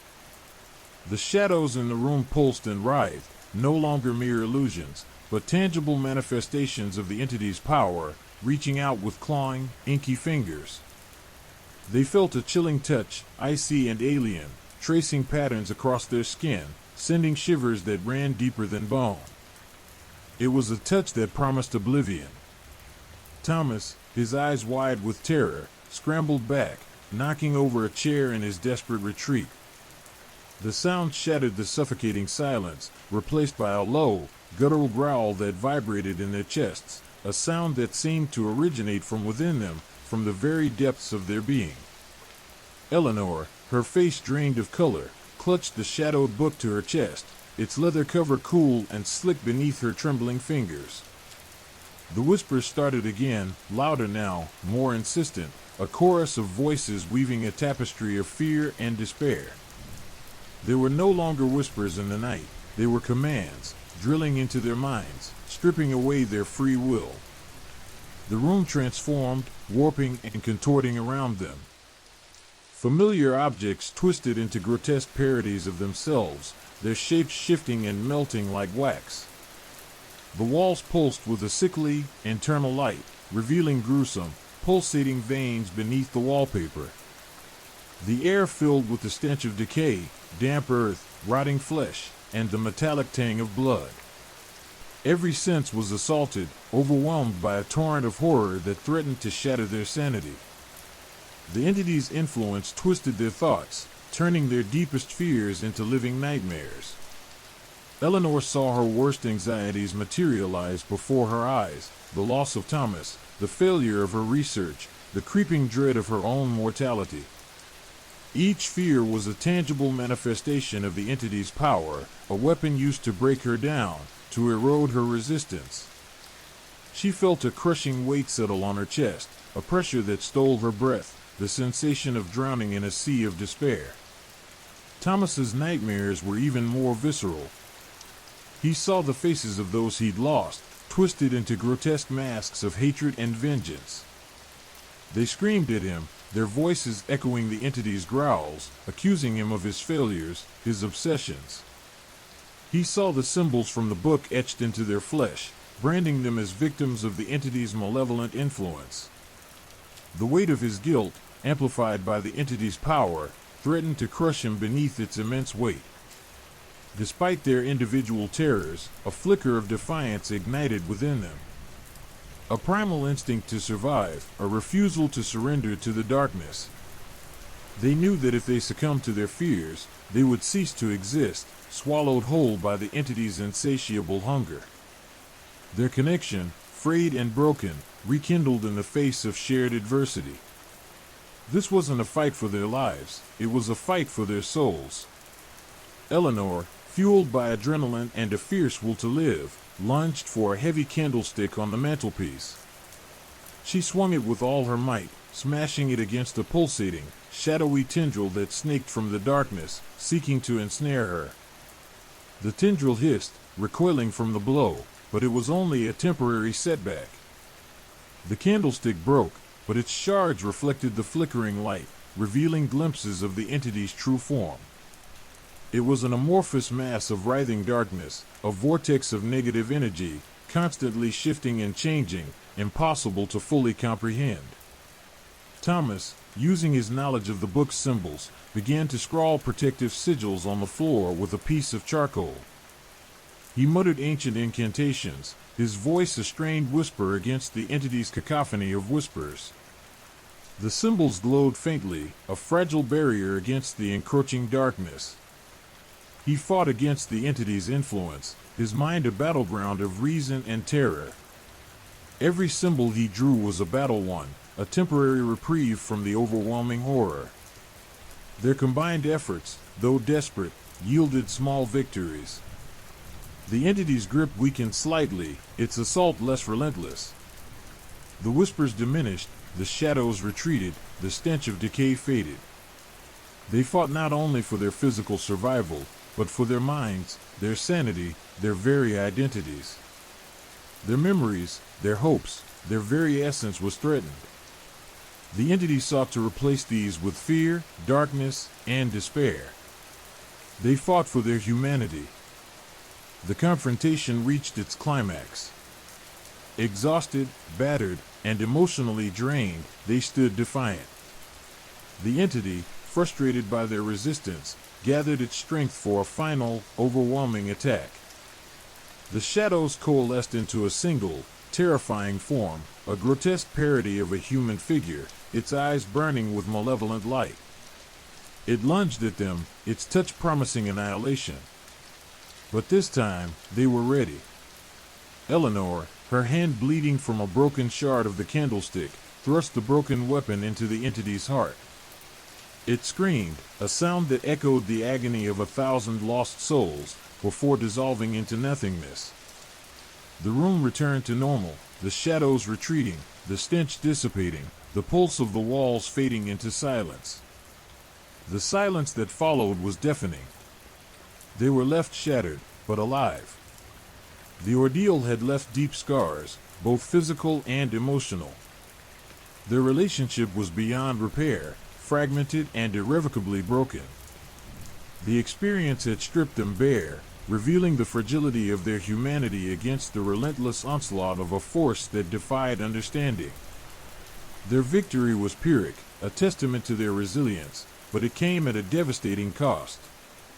The lingering dread, the lingering memory of what they had faced, served as a constant reminder of their brush with absolute horror. They survived, but their souls bore the scars of their harrowing encounter with the shadowy book. The lingering silence was filled with the unspoken weight of their traumatic experience. The memories, the haunting images, the sheer terror would forever haunt their waking moments and their dreams. The fight was over, but the true battle for their shattered selves had just begun. The shadow of the book, and the entity it unleashed, would forever cast a long and terrifying shadow over their lives. If you've made it this far, you've heard the whispers. The static doesn't lie. If something felt too close tonight, it probably was. Subscribe for more tales that reach through the dark. Drop a comment below. What time is it right now where you are? And who's watching with you?